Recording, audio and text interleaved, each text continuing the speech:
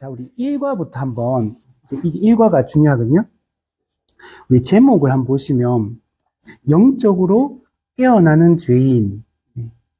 그 서론에 보시면, 영혼의 구원을 위해 하나님께서는 가장 먼저 하시는 일이 자신이 죄인이라는 걸 깨달아야 돼요. 그리고 죄의 결과로 심판을 받을 수밖에 없다. 그 두 가지를 깨닫는 것에서 깨어나기 시작합니다.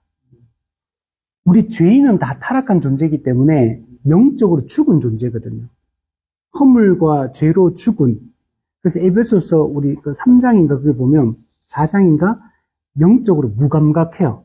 그래서 마음이 둔감하고 그죠? 마음이 이렇게 완악하고 깨어있지 않은 그 상태를 우리가 원래 가지고 있거든요. 근데 성경을 읽으면서 영혼의 균열이 일어나기 시작하는 거예요. 그래서 영적으로 잠자고 있던 영혼이 깨어나서 반응하기 시작합니다. 그러니까 영적으로 깨어나지 않으면 반응이 없어요. 죽은 거는 반응이 없거든요. 저 오늘 유튜브를 아침에 보니까 개가 한 마리가 죽었어, 작은 개가. 근데 친구가 큰 개하고 작은 개가 있는데 작은 개가 죽었더라고요. 그럼 큰 개가 죽은 줄 알고 막 울부짖으면서 막 계속 깨우고 이렇게 하더라고요. 근데 아무 반응이 없어. 죽은 거는 반응이 없거든요. 살아있는 거는 움직이고 반응하거든요. 그래서 말씀을 읽으면 영적으로 움직이기 시작하는 거죠. 그래서 말씀이 율법이 죄를 깨닫게 하기 때문에 우리 양심을 일깨우기 시작하는 거예요. 죽은 양심이었는데 이제 일깨워져서 반응하기 시작하는 걸 볼 수 있습니다. 그래서 이게 가장 중요한 부분이에요. 죄인됨을 깨달아야, 내가 죄인이라는 사실을 깨달아야 되고 그 죄에 대한 하나님의 엄중한 심판이 있다. 죄에 대한 심판이 불가피하다. 심판의 불가피성, 이걸 깨달아야 돼. 이걸 깨달아야지만 뭘 갈망하게 되냐면 구원을 갈망하기 시작해요. 구원받고 싶은 마음. 죄 문제를 해결하고 내가 구원받고 싶으면 구원에 대한 갈망, 열망이 생기게 됩니다.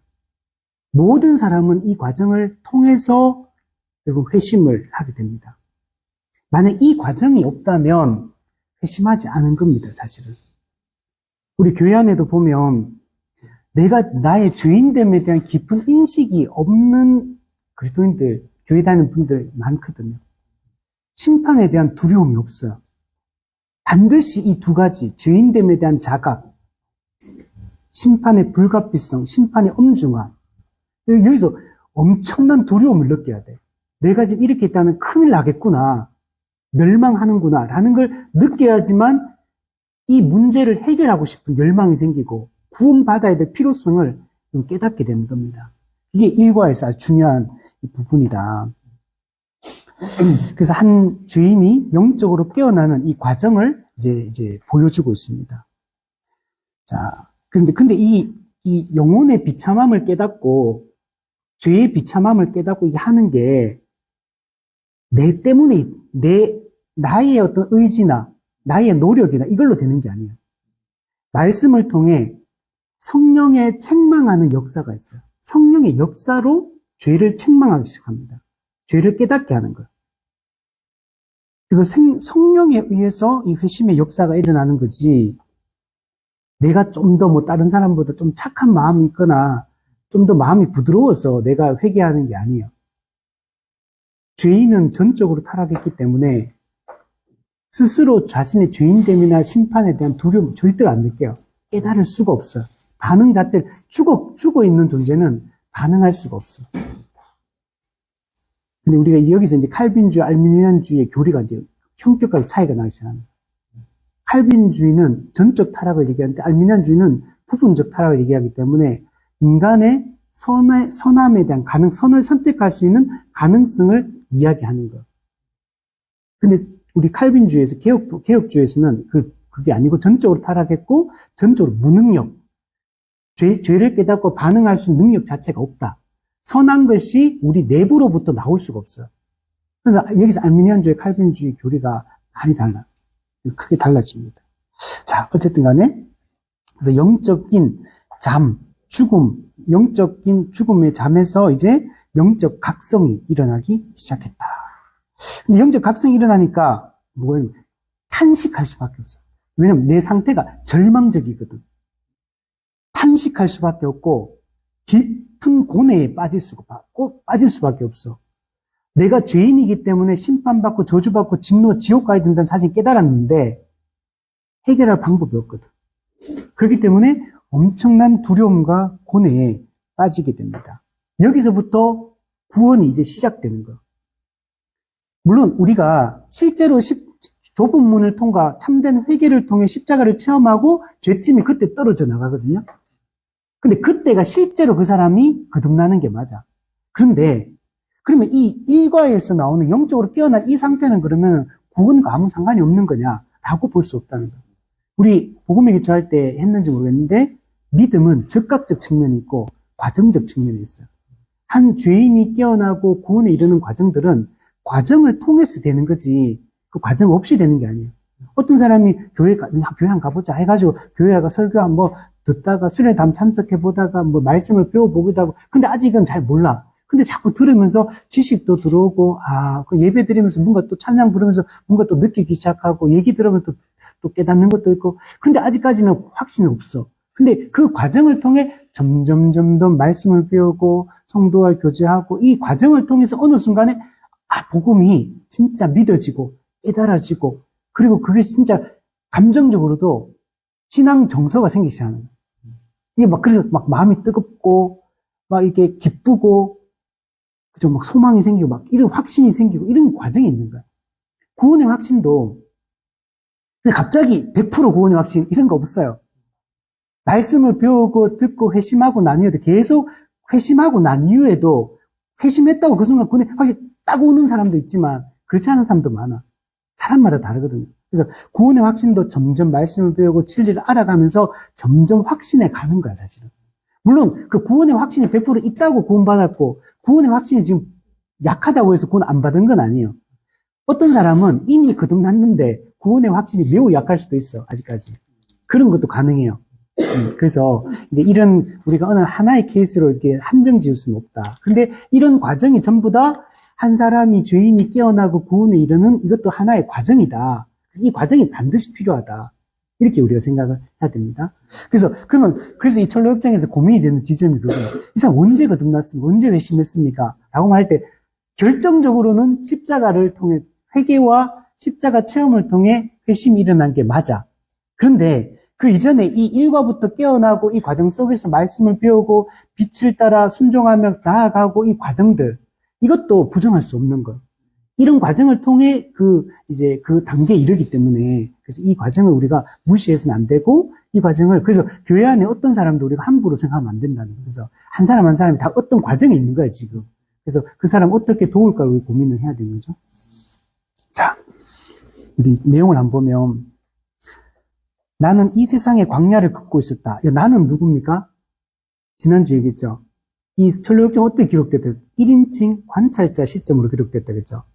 존 버년 자신, 여기 나는 존 버년 자기 자신이야. 근데 존 버년 자기 자신이 이 책의 이 철로역정의 주인공은 아니에요. 1인칭 관찰자예요, 관찰자. 그러니까 존 버년이 이 모든 얘기를 하고 있는데 근데 관찰자로서 진짜 주인공은 누구예요? 크리스찬이 진짜 주인공이에요. 그래서 크리스찬의 주인공 이야기를 관찰자로서 얘기를 하고 있습니다. 그래서 어떤 특정한 곳에 이르러 불을 밝힌 곳은 굴이었다. 그래서 그 굴에 나는 잠을 자려고 그곳에 누웠고 꿈을 꾸었다. 그러니까 지금 이 모든 얘기가 꿈속에서 일어나는 일이야. 꿈에서 이제 존 버년이 경험했던 거, 보았던 거, 그걸 가지고 지금 얘기를 쭉 전개해 나가는 거예요, 지금.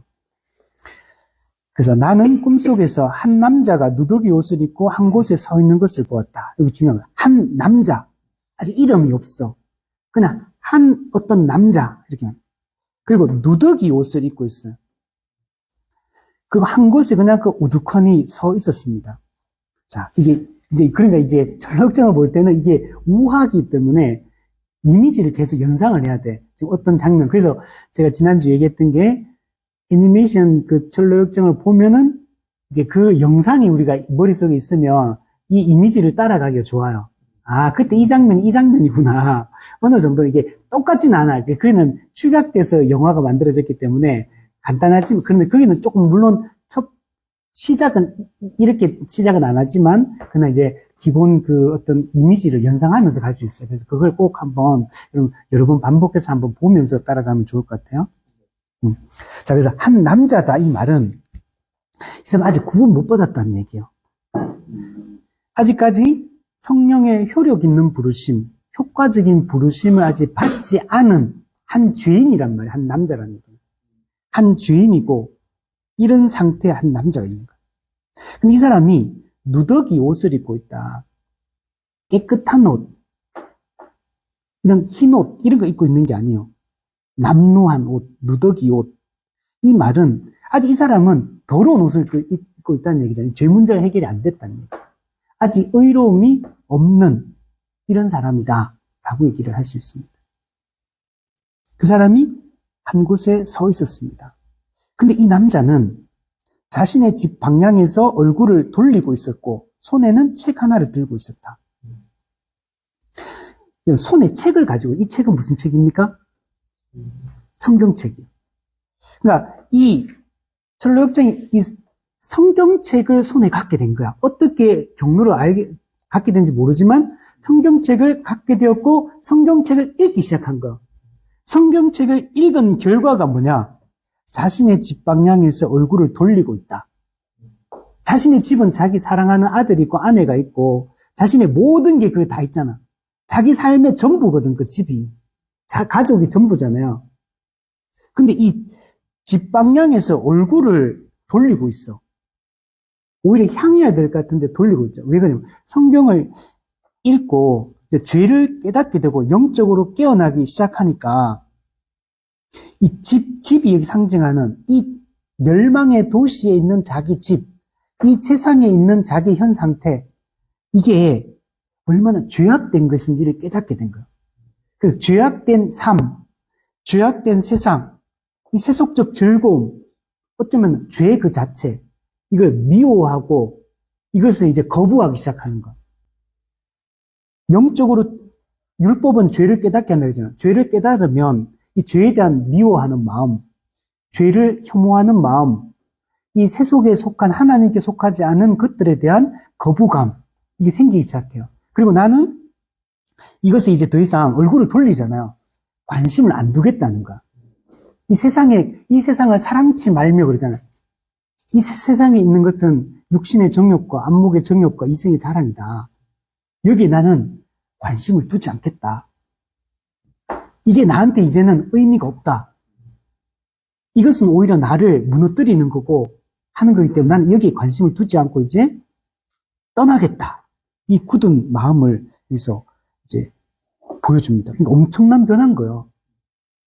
그러면 그 찌뿌리는 비유인데 보면 세상 즐거움, 세상 쾌락, 이거 못 버리거든.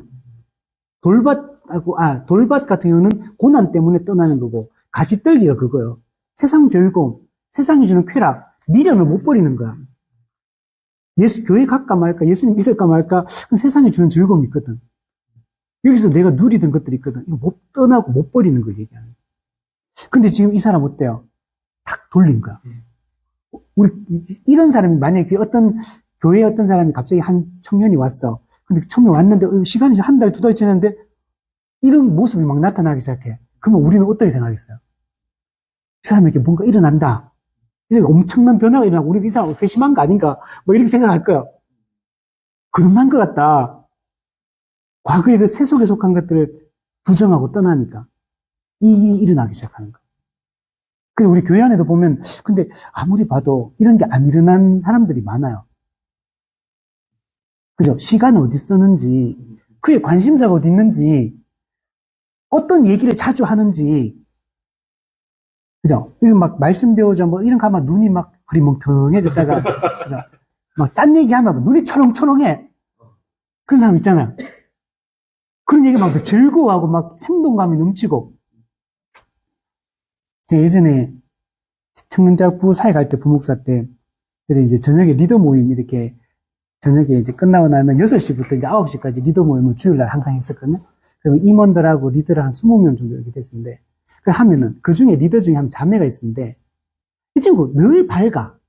생글생글하고, 잘 웃고, 성격도 쾌활하고, 잘 어울리고, 형제도 자매하고 잘 어울리고, 막 그런 친구야. 리더를 했어. 세 가지로 리더를 이렇게 했는데. 근데, 그러면 우리가 이제, 앞에 이제 그 사역에 대한 그 앞에 임원들이 조금 얘기하고 나면 이제 다음 주 성경 공부할 내용 가지고 이제 1시간 살피면 이제 다음 주 공부를 미리 했거든요. 그렇게 하고 이렇게 하면 3나눔도 하고 또 성경 공부 내용도 다음 주 가르칠 내용도 나누고 이렇게 하면 자기 얘기를 막 하잖아요. 그 하면은 이 친구는 늘 생글생글 생동감이 넘쳐. 근데 이 친구는 사실 영적으로 사실 아무리 봐도 예, 겉으로는 너무너무 케어하라 성격적으로 다 한데 영적으로 이게 소통이 난 잘 안 됐거든. 이 친구 삶을 보면 막 엄청 죄 짓고 이런 건 아니라 할지라도 영적인 것에 즐겁한다기보다는 그냥 사람들하고 잘 어울리는구나 이런 느낌인 거야. 난 항상 볼 때마다. 근데 이제 워낙 그래도 열심히 그래도 하니까 그냥 뭐 그래 리더도 하고 했는데 그게 계속 그런 거 볼 때마다, 그래가 삼나누하고 어떻게 지내는 일주일 하면 맨날 잘 지냈어요. 뭐 이러는 거야. 잘 지내면 안 되는데, 잘 지낼 수 없는데, 늘 잘 지냈다 그러니까, 그 얘기 들으면 짜증이 나는 거야, 나는. 아닌데, 이런 느낌이 드는 거야. 그죠? 그런 게 있다는 거야. 등을 진짜 돌리고 있느냐, 봐야 되는 거야. 자, 왜 그래? 그의 등 뒤에는 상당히 무거운 짐이 지워져 있었다. 성경을 읽으니까 어떻게 됩니까? 죄를 깨닫게 되죠. 내가 죄인임을 깨닫게 되잖아요. 내가 정말 심각한 죄인이구나. 깨달아. 그러니까 등 뒤에 무거운 짐을 지면. 그래서 철로역정의 그림 보세요. 등에 철로역정에 보면 이 그림 보세요. 어때요? 고개를 빳빳이 들 수가 없어. 너무 무거워가지고. 군대에 가면 군장 이렇게 매면 한 30kg 이렇게 됐거든요. 무거워가지고 이게 빳빳이 등을 못 들어. 무거우니까 이렇게 약간 이렇게 숙일 수밖에 없어요. 무거우니까 짐이. 근데 이 철로역정 보면 이거 보세요. 처음부터 이렇게 기울어져 있잖아. 죄짐을 느끼는 거야. 죄의 무게감을 느끼는 거야. 죄의 무게감, 죄의 책임감을 느끼는 거야. 죄에 대한 책임 뭐야? 죄 책임은 뭐 형벌에 대한 두려움이거든. 이걸 느끼니까 그냥 이렇게 빳빳이 들 수가 없어. 근데 여러분 재밌는 거는 이 크리스찬이 성경 읽으면서 이제 순례 여정 떠나서 이제 가잖아요. 점점 무거워져, 이게 짐이. 계속 점점 이렇게 숙여져. 무거워가지고, 죄짐 때문에. 이게 정상적인 과정이에요. 이 과정 없이 누군가가 회심할 수 없다는 거. 그래서 죄짐, 그죠? 이 성경 읽으면요, 양심이 반응하기 시작하거든. 지은 죄에 대한 양심이 막 가책을 느끼고 양심이 막 반응하기 시작해. 이게 정상적인 과정인 거야. 춥죠? 그냥 조금, 조금 틀어놓죠.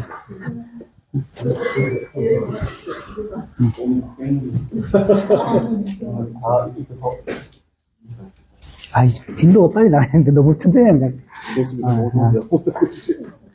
내 지금 엄청 빨리 하는데, 그래도. 옛날보다. 그래서 이제 율법의 죄를 깨달아서 자신이 내가 원죄를 가졌다는 걸 깨달아요. 이 원죄가 뭡니까? 원죄. 원죄도 깨닫고 자범죄도 깨달아요. 원죄는 뭐냐면 아담이 선악과 따먹은 행동 그 자체를 원죄라고 하는 게 아니고 우리가 원죄가 전가됐잖아요. 그는 행위 그 자체가 전가됐다는 얘기가 아니고 그 첫 번째 범죄의 결과가 전가가 됐다는 얘기야. 두 가지예요. 죄책과 근원적 부패성. 죄책과 부패성. 이걸 물려받은 거야, 우리가. 그래서 그리고 이제 그것 때문에 자범죄, 스스로 짓는 죄를 지어요, 스스로 각자. 그래서 이제 이걸 깨달으니까 내가 이제 멸망할 수밖에, 심판받을 수밖에 없던 깨달은 거예요. 엄청 무거운 거지. 그 영원한 멸망에 내가 지금 이 상태로는 이 문제가 죄짐이 해결되지 않는다면 나는 영원한 멸망에 처해진다. 이걸 깨달은 거, 이 두려움을 느껴요. 이거는 공포심이거든요. 형벌에 대한 두려움, 공포심을 느끼는 거. 그래서 여러분 요한계시록에 가면 그 죄인들이 하나님과 어린 양의 진노에서 바위와 산들아 우리를 덮어서 가리워 달라 이렇게 부르짖는 장면이 나와요. 죄인들은 거룩하신 하나님 앞에 딱 서는 게 엄청나게 공포스럽거든. 하나님은 거룩하고 의로운 분인데 그분은 공의롭게 심판하는 분이야. 재판관인 거야. 근데 나는 죄인이야. 그러니까 하나님과 어린 양의 진노 앞에 서는 게 너무 죄인은 두려워하는 거야. 이게 지금 크리스찬이 영적으로 깨어나고 있는 증거인 거야, 이게. 성경을 읽고 율법만이 이걸 할 수 있어요. 율법은 기준이거든. 하나님의 절대적 거룩함의 기준. 여기 딱 비춰보는 순간 내가 얼마나 더러운지를 깨닫거든. 우리는 상대적으로 생각한다. 나 저 사람보다 낫다. 그러니까 나 괜찮은 사람인데, 나 정도면 괜찮은데, 저 사람보다 낫잖아. 이렇게 생각하지. 근데 우리는 상대적 기준이 아니거든. 하나님의 거룩이라는 그 절대적 기준, 하나님의 율법의 법이라는 그 완전한 법, 그 법에 철저하게 거기에 따라서 판단을 받기 때문에, 그죠? 엄청 더럽거든요. 흰색도 다 똑같은 흰색이 아니에요. 또 누리끼리한 흰색도 있고, 진짜 새하얀 흰색도 있는 거야. 하나님의 깨끗함 속에 딱 비추는 순간, 얼마나 더러운지 알죠? 우리 형제들은 좀 여기 얼굴 새까맣잖아, 그죠? 자매들 다 옆에 서면 대비가 딱 돼. 그죠? 나도 좀 피부가 좋은 줄 알았는데, 아니야. 절대적 기준 앞에 우리가 판단을 받기 때문에 그런 거야. 자, 뒤에 보면, 그래서 이사야 64장에 보면, 우리의 의는 더러운 옷과 같다. 그래서 사람이 상대적으로 바리새인들 보세요. 바리새인 누가 보면, 나는 저 죄인과는 다르고, 저 세리보다 같지 아니함을 감사합니다. 이렇게 말해. 저 사람과 같지 아니함을 감사합니다. 이렇게 말해. 그러니까, 세리는 기도하러 또 갔는데 어떻게, 바리새인 다 당당하게 딱 서가지고, 하나님 감사합니다. 저 죄인들과 세리와 같지 아니함을 감사합니다. 저는 저 세리는 안 하는 일에 2번씩 금식하고 저들이 안 하는 11조도 하고 나는 이렇게 잘하고 있습니다. 당당하게 가가 하나님 앞에 이렇게 기도해. 근데 세리는 어떻게 기도합니까? 와가지고 주여 저는 죄인으로서이다. 저를 불쌍히 여기다 바짝 엎드려가 하나님 앞에 나가거든. 예수님이 누가 의롭다 함을 받고 돌아갔다 그럽니까? 세리가 죄인임을 인정하거든. 바리새인은 자기 죄인임을 상대적으로 사람과 비교하면서 인정 안 하는 거예요. 우리도 얼마나 이런 모순에 오류에 빠질 때가 많습니다. 교회 내 많은 사람들 사실은 이 절대적 하나님의 이 기준에 의해서 판단을 받아본 적이 없는 사람이 사실 많아요. 그러니까 서로가 교만하고 서로가 내가 잘났다라고 생각하고 남들보다 낫다라고 생각하잖아요. 실제로 우리가. 그런 모습이 있는 거죠. 물론 거듭나도 우리가 약하기 때문에 그게 나타나요. 근데 이제 거듭나지 않은 사람은 절대적으로 그렇게 합니다. 실제로 그걸 깔보는 거예요. 내가 낫다고 생각하는 거죠. 자, 뒤에 보면 이 남자는 그 남자가 책을 펼쳐서 읽는 것을 보았다. 여러분, 책을 계속 읽어, 성경책을. 그 계속 읽으니까 죄의 무게감이 점점 심해지고 내가 죄인임이 점점 더 선명하게 드러나거든. 심판은 점점 더 가까이 다가오거든. 그러니까 그는 책을 읽으면서 어때요? 눈물을 흘리며 벌벌 떨었다. 이게 정상적인 거야. 벌벌 떨어야 돼.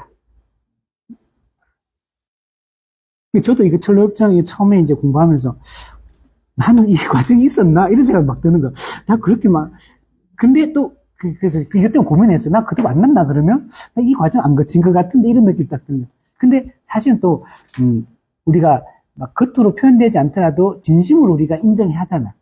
이 죄에 대한 인정도 점점 갈수록 또 말씀 알면 할수록 더 깊어지거든요. 그래서 막 여기서 우리가 이 철로역정의 크리스찬은 어떤 되게 되게 극단적으로 다르잖아. 이게 그 전과 이유가. 근데 우리는 꼭 그렇지는 않을 수 있어요. 이렇게 안 됐다고 그도 안 났다고 말할 수 없어요. 사람마다 사실은 그 어떤 표현되는 게 다를 수 있고 좀 다를 뿐이지. 근데 참된 복음에 대한 이해와 그 인정하고 그리스도 예수 그리스도의 구원의 그 방식을 이해하고 믿는다면 구원받는 사람 맞습니다. 그래서 너무 이게 너무 또 심각하게 이렇게 생각하지 말고, 네. 그래서 어쨌든 눈물을 흘리고 벌벌 떨고 이런 과정이 있어야 돼요. 그래서 그리고 더는 억제할 수 없는 듯 슬프게 울음을 터뜨리면서 내가 무엇을 해야 합니까? 이게 터져 나와야 돼. 그러면 나는 지금 뭘 해야 됩니까? 이게 터져나와야 돼. 여러분, 이거 사도행전 2장에 나와요. 형제들아, 우리가 어찌할꼬? 이게 진짜 내 영혼의 문제에 대해서 심각한 고민, 심각한 걱정을 하면서, 근데 어떻게 하면 이 문제에서 내가 벗어날 수 있느냐? 형제들아, 우리가 어찌할, 그래서 오순절 성령 강림 이후에 베드로가 그 사람들한테 술 취했나 그러니까 이제 내가 설명해 줄게 하고 요엘서부터 쫙 설명해 주면서 딱 얘기 듣고 나니까 형제들아, 우리가 어찌할꼬 이렇게 나오는 거예요. 이게 반드시 있어야 돼, 이 과정이. 자, 밑에 보면, 그래서 그 남자는 공경에 빠진 상태로 자신의 집으로 들어왔다. 예, 지금 공경에 빠졌잖아요. 나는 죄인인데, 이제 심판받아 죽어야 되는 입장이 왔으니까, 근데 해결할 방법은 없고, 그러면 이제 공경에 빠진 거죠. 사면초가에 지금 빠진 거예요. 그 남자는 할 수 있는 한 자신을 억제했다. 자신의 현 상태, 이걸 표현 안 하는 거야. 집에 오면 자식도 있고, 아내도 있는데, 자신 억제하면 왜 억제했을까? 왜 이 얘기를, 왜 억제했을까? 자신의 이 현 상태를. 응? 이해를 못 하니까.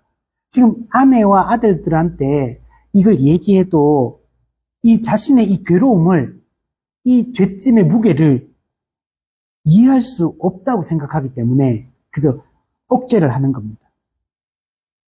그래서 그 남자와 그 남자의 아내와 아이들은 그의 괴로움을 알아차리지 못했다. 왜 못 알아들을까요? 영적으로 죽어 있기 때문에 그래요. 아내와 아이들은 지금 영적 전혀 안 깨어났거든. 완전 영적으로 죽은 상태거든. 그러니까 영적인 반응을 할 수가 없죠. 영적인 잠에 빠져 있는 상태이기 때문에 아무런 이런 걸 못 느낍니다. 그래서 예수 믿는 우리 실제로 그래요. 우리가 예수 믿고 말씀 은혜 받고 막 해가지고 자기 이런 거 막 얘기하면 그도 안 난 사람 얘기해도 그게 뭔 말인지 전혀 못 알아들어. 그 고통과 그 회심의 기쁨 이런 거 몰라요. 전 즐거움을 이해를 못 하거든. 자, 그러나 보세요. 그 남자는 더 이상 잠자코 있을 수가 없었는데 그것은 자신의 괴로움이 점점 더 심해졌기 때문에 더 이상은 이제 영적 각성이 더 이제 깊어지는 거야. 괴로움이 점점 더 하거든. 네. 해결은 안 됐는데 성경은 계속 읽으니까 얼마나 그죠? 죄에 대한 그 각성이 많겠어요. 그리고 그 형벌에 대한 두려움은 점점 커질 수밖에 없어요. 성령의 책망, 성령께서 양심을 통해 막 책망하시거든. 그러니까 괴로움이 점점 심해집니다. 근데 어떻게 하느냐? 마침내 그는 자신의 마음을 아내와 자녀들에게 털어놓았다.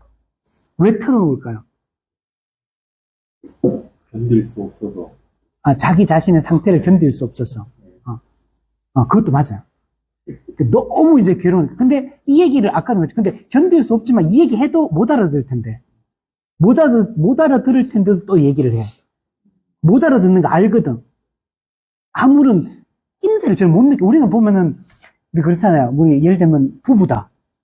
눈빛만 봐도 딱 집에 딱 왔는데 표정만 봐도 그냥 분위기가, 공기가 다르잖아. 안 그럴까요? 근데 사소한 그 말투, 뭐, 사소한 그 반응, 행동, 거기서, 저 사람 기분이 지금 별로 안 좋구나. 좀 짜증나 있구나. 아니면 지금 심취돼 있구나. 이거 느끼잖아. 그럼 이 지금 아내와 자식 4명 낳았어, 지금. 얼마나 오랫동안 살았어. 근데도 못 알아차리거든. 하나도 못 알아. 지금 그렇잖아요. 지금 막 죽을 맛인데 지금 괴로움이. 그리고 애니메이션 보면요. 아내한테 좀 얘기하고 나면 지금 내가 이 짐 때문에 괴로워 죽겠다 막 얘기하거든. 근데 아내가 짐은 무슨 짐? 안 보이거든, 자기 눈에는. 이렇게 반응하는 게 있거든요. 그럼에도 불구하고 지금 털어놔, 아내한테. 왜 하냐면 성경 읽고 깨달은 자기 자신만 지금 멸망에 처해 있는 게 아니고 이걸 모르고 있는, 지금 모르는데 지금 그 멸망의 위기도에 있는 거예요. 지금 아내와 자식들도. 근데 어떻게든 이 아내와 자식들도 이 사실을 알려야겠다는 거야. 깨닫게 해서 알려서 같이 떠나야 된다는 거 지금 멸망의 도시를 떠나야지만 살 길이 열리는데 지금 아내와 자식이 아무것도 모르고 우리 이런 거 많잖아요. 그죠? 전쟁이 터질 위기에 있는데 어떤 사람은 심각하게 고민을 어떤 사람은 그냥 막 룰루랄라 평상시처럼 행동하고 아무것도 모르고 할 수 있잖아요. 급사. 요즘 한국 상황 좀 비슷하지 않을까? 어떤 사람은 심각하게 지금 고민하고 있는 사람이 있고 어떤 사람은 그 일상을 그냥 아무 별 고민 없이 그냥 사는 사람도 있을 거야. 그죠? 아는 사람은 고민할 거고 두려워할 거고 모르는 사람은 그냥 지낼 거고 편안하게. 이것처럼 그거 똑같은 거야. 어떻게 알려가지고 이 사람들의 생각을 일깨워야 되는 거야. 그러니까 아내한테 알리고 자식한테 알리고 경고하는 거야. 우리 곧 이렇게 되면 큰일 난다. 우리 멸망한다. 죽는다. 이게 뭐냐면 영적으로 깨어난 사람들의 특징이야. 이게 영적으로 깨어난 사람들은 내가 이제 위험을 알게 됐잖아요. 나만 도망가가 살아야지 이런 생각 안 한다니까.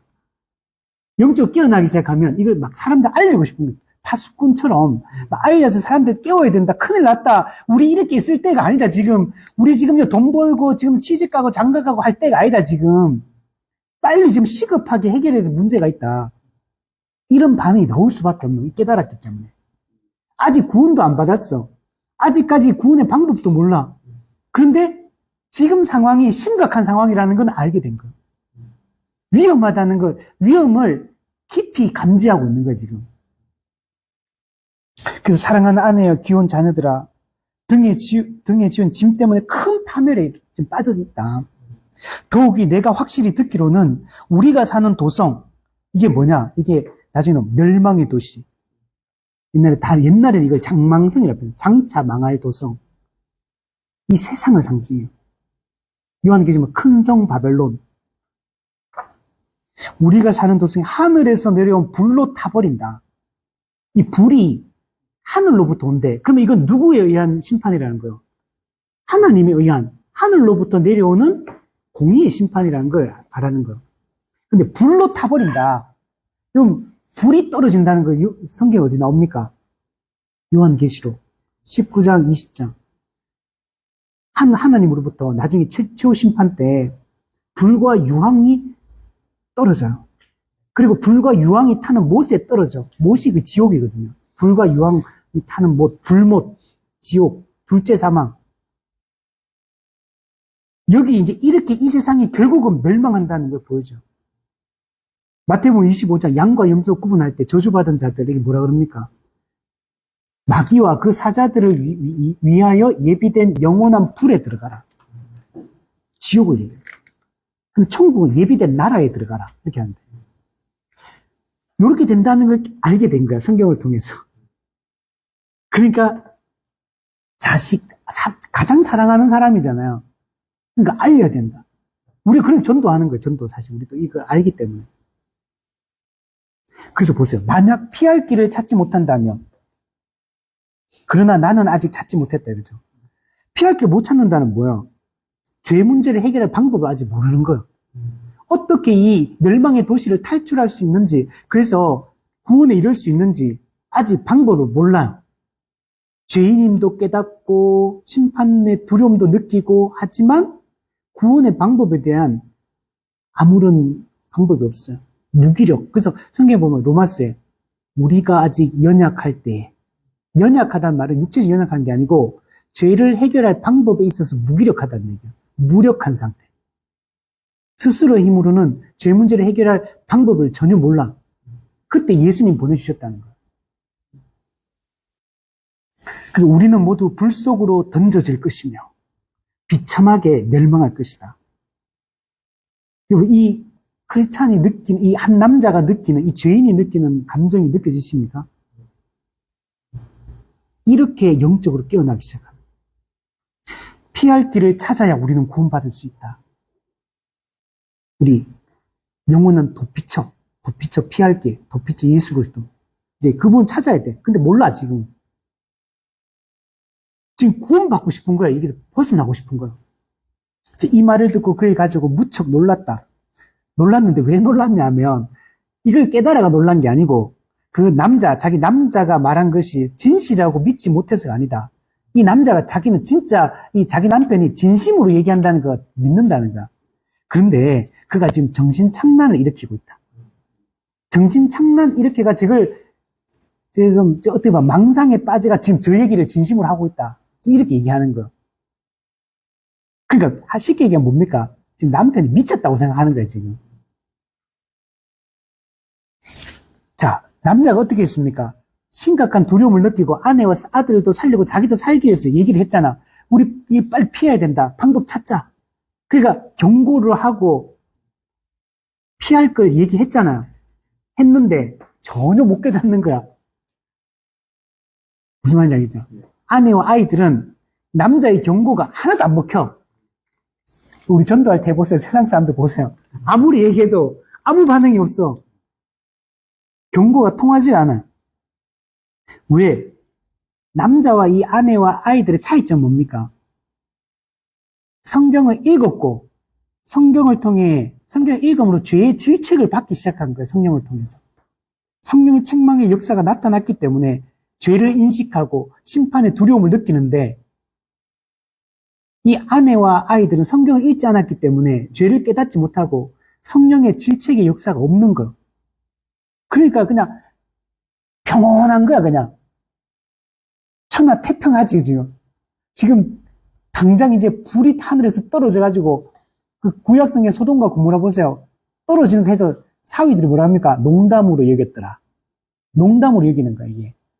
못 깨닫는 전혀 인식이 없는 거야. 죄에 대한 인식이 반드시 있어야 되는데 심판의 위험을 전혀 이해를 못하는 겁니다. 그래서 밤이 되자 가족은 그 남자가 잠을 자면 안정될 것이라고 생각해 서둘러 잠자리에 들게 했다. 아, 이게 지금 약간 피곤해가 스트레스 받아가지고 그렇다. 쉬면 괜찮아질 거다. 이렇게 가족들은 생각하고 빨리 재우자. 이렇게 한 거예요. 그러니까 근데 이 남자는 밤에도 여전히 낮과 같이 그 남자에게는 괴로운 시간이었다. 그럼 이게 영적인 문제인 거예요. 죄에 대한 질책, 죄에 대한 괴로움이거든요. 영적으로 깨어나서 이게 되는 거지 육체적으로 쉬고 안 쉬고의 문제가 아닌 거예요. 외적으로 상황이 괜찮아지고 일상의 삶이 평안해지면 괜찮아지는 게 아니에요. 이거는 영적인 문제, 영적으로 깨어나기 시작했기 때문에.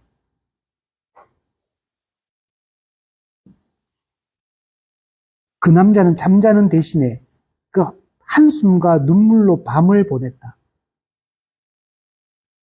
죄로 인해 엄청난 괴로움을 지금 느끼고 있고, 근데 이게 해결이 안 됐잖아요. 이 문제가 해결되기 전까지는 이 괴로움이 사라지지 않아. 죄짐이 그걸 상징하는 거야. 죄짐을 벗을 수가 없어. 그럼 죄짐이, 저는 옛날에 이거 보면서 이 생각이다. 그럼 잠잘 때는 죄짐을 벗어놓고 우리 가방 벗어놓잖아. 밤에 잘 때는. 벗어놓으면 이게 안 돼. 이게 몸에 딱 붙어 있어, 죄짐이. 이게 안 떨어져. 죄짐 자체가 이걸 뗄 수가 없는 죄. 그냥 내 몸에 그냥 밀착돼서 붙어 있어. 그냥 본드로 붙여놓은 것처럼. 벗을 수가 없는 짐이야, 이게. 밤에 잘 때도 그 짊어지고 자야 되고, 낮에도 짊어지고 일해야 되고, 항상 죄짐을 들고 다녀야 돼. 그러니까,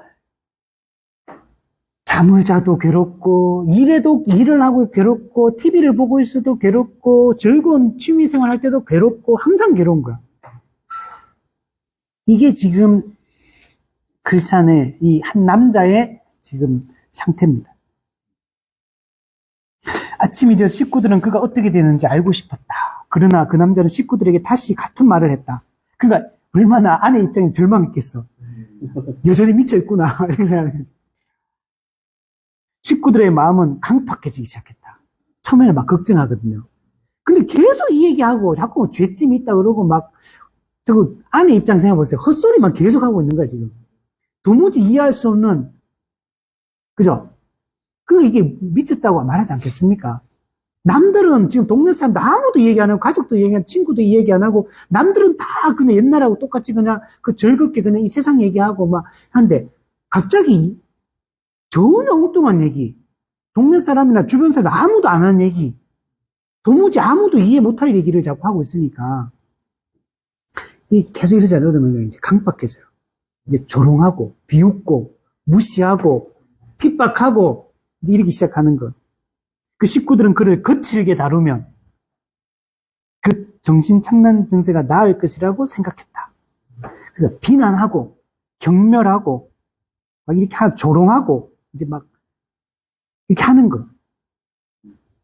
이 그리스도인들이 이런 과정을 겪는 거죠. 주변 사람들이 이해 못 하거든요. 깨어나지 않은 사람은 절대로 이해 못 하거든. 이 상황을. 죄짐을 경험해 본 적이 없기 때문에. 식구들은 때때로 그 남자를 바보 취급하거나 꾸짖었고, 때로는 그 남자를 매우 무시했다. 이게 이제 세상이 취할 수 있는 방법이죠. 그러니까, 때로는 회유해 보기도 하고, 설득해 보기도 하고, 꾸짖기도 하고, 비난하기도 하고, 폭력을 가하기도 하고, 그 옛날에 있잖아요. 우리 집에 막 가둬버리고, 머리 밀어버리고, 그 이슬람 제 우즈벡 갔을 때, 그는 그때 한 자매가 회심을 했는데, 오빠가 죽이겠다고. 그럼 이슬람 원래 그런 문화가 있잖아요. 명예살인 이런 거. 물론 그게 법적으로 안 그렇지만, 그리고 쫓겨났어요. 가족들하고 난리가 나면 이슬람 믿는데 아내가 성교사님 통해가 믿기 시작했거든, 자매가. 그 쫓겨났어. 쫓겨나가지고 우리 그 단기성교 갔을 때 그 병원이 있어요. 성교사님 만든 병원인데 거기서 그냥 숙식하면서 지내고 있더라고. 관계 회복이 하나도 안 됐더라고. 안 되지. 영적으로 이제 전혀 이슬람교 개종을 해버린 거니까.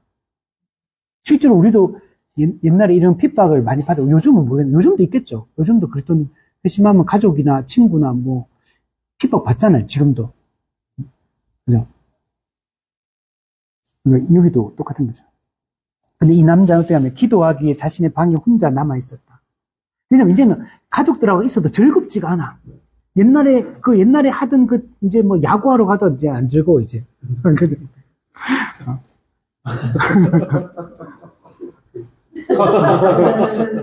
옛날에 여행 가고 막 해외여행 가고 이러면 막 즐거웠는데 그게 막 가슴을 뛰게 하지 않아 이제는.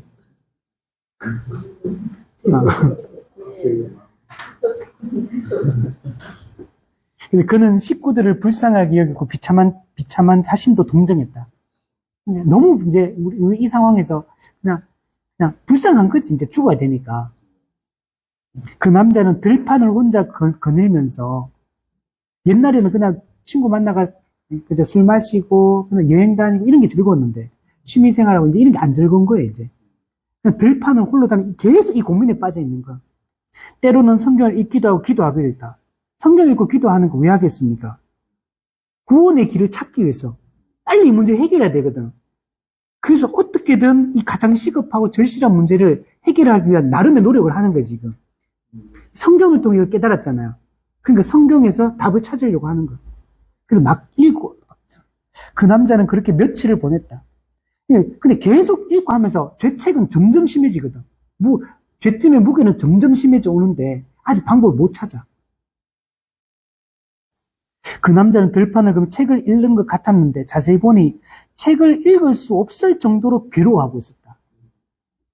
그러니까 이 괴로움이 이제 죄의 죄짐의 무게가 너무 심해지는 거예요, 이게. 죄 용서의 방법을 찾지 못했기 때문에 점점 괴롭고 점점 무거워지는 거예요.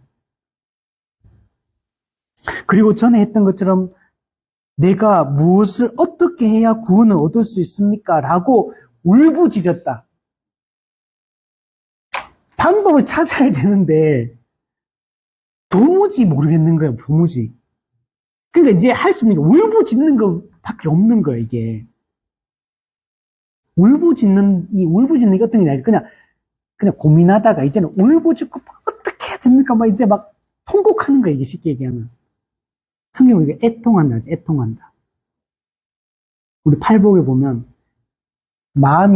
심령이 가난한 자는 복이 있나니, 애통하는 자는 복이 있나니, 온유한 자는 복이 있나니.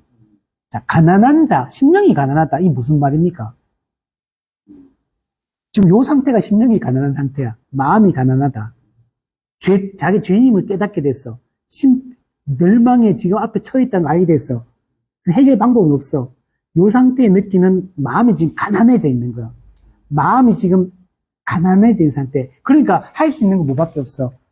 애통하는 것밖에 없어. 애통하는 자는 복이 돼. 죄에 대한 심각한 고민과 그에 대해 애통하는 거예요. 요게 신자들이 느끼는 신자들의 상태인 거죠. 요 과정을 다 겪는 거. 그리고 또 우리가 거듭난 이후에도 죄를 짓고 또 이렇게 하잖아요. 그러면 또 애통하는 거야. 그리스도인답지 않게 우리가 사는 거에 대해서 애통하는 거죠. 신자는 죄에 대한 이 애통함, 이게 있어야 돼. 죄 지어도 양심이 확 맞아가지고 죄 지어놓고도 죄에 대한 애통함이 없는 사람이 많아. 불신자들은 아예 이게 없는 거예요. 그러니까 그냥 도덕적인 의미에서만 그냥 조금 나도 죄인이다, 좀 후회한다 이런 거지.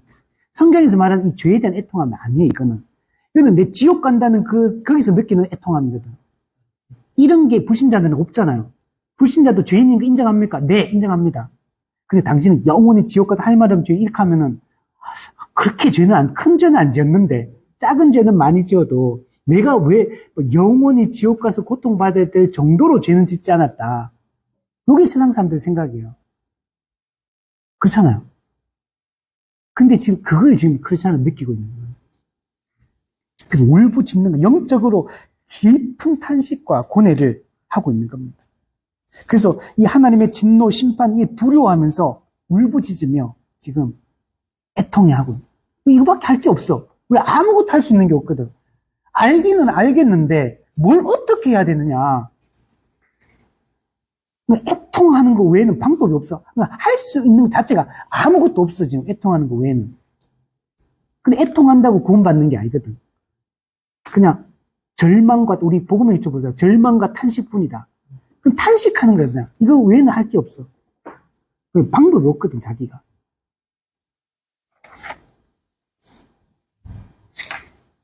자, 이게 이거입니다. 영적으로 깨어나기 시작하는 거예요. 근데 아직 갈 길이 멀어요, 아직까지. 아직 십자가를 만나려면 아직 멀었어, 아직까지. 자, 우리 잠깐 쉬었다가, 우리 이거 한번 볼게요. 네.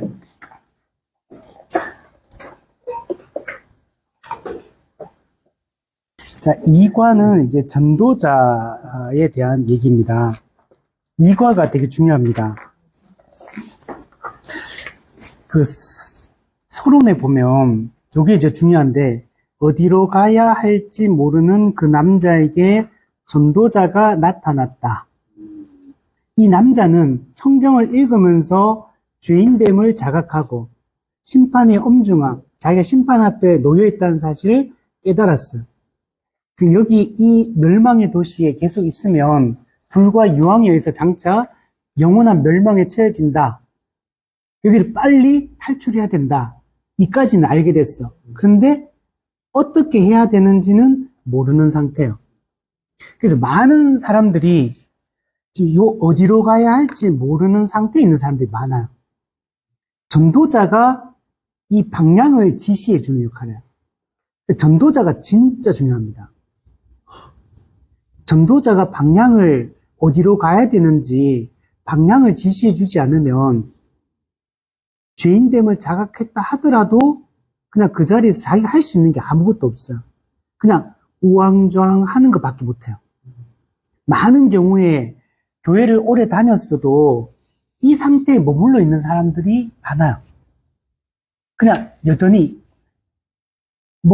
초등학교 봤을 때도 중학생이 돼도 청년이 돼도 결혼했는데도 여전히 우왕좌왕하고 있는 많은 사람들이 교회 안에는 부지기수라는 거예요. 그죠? 물론 종교 생활을 다 하고 있죠. 근데 사실은 영적으로는 계속 유리방황하고 있는, 뭘 해야 될지, 어디로 가야 될지 몰라요.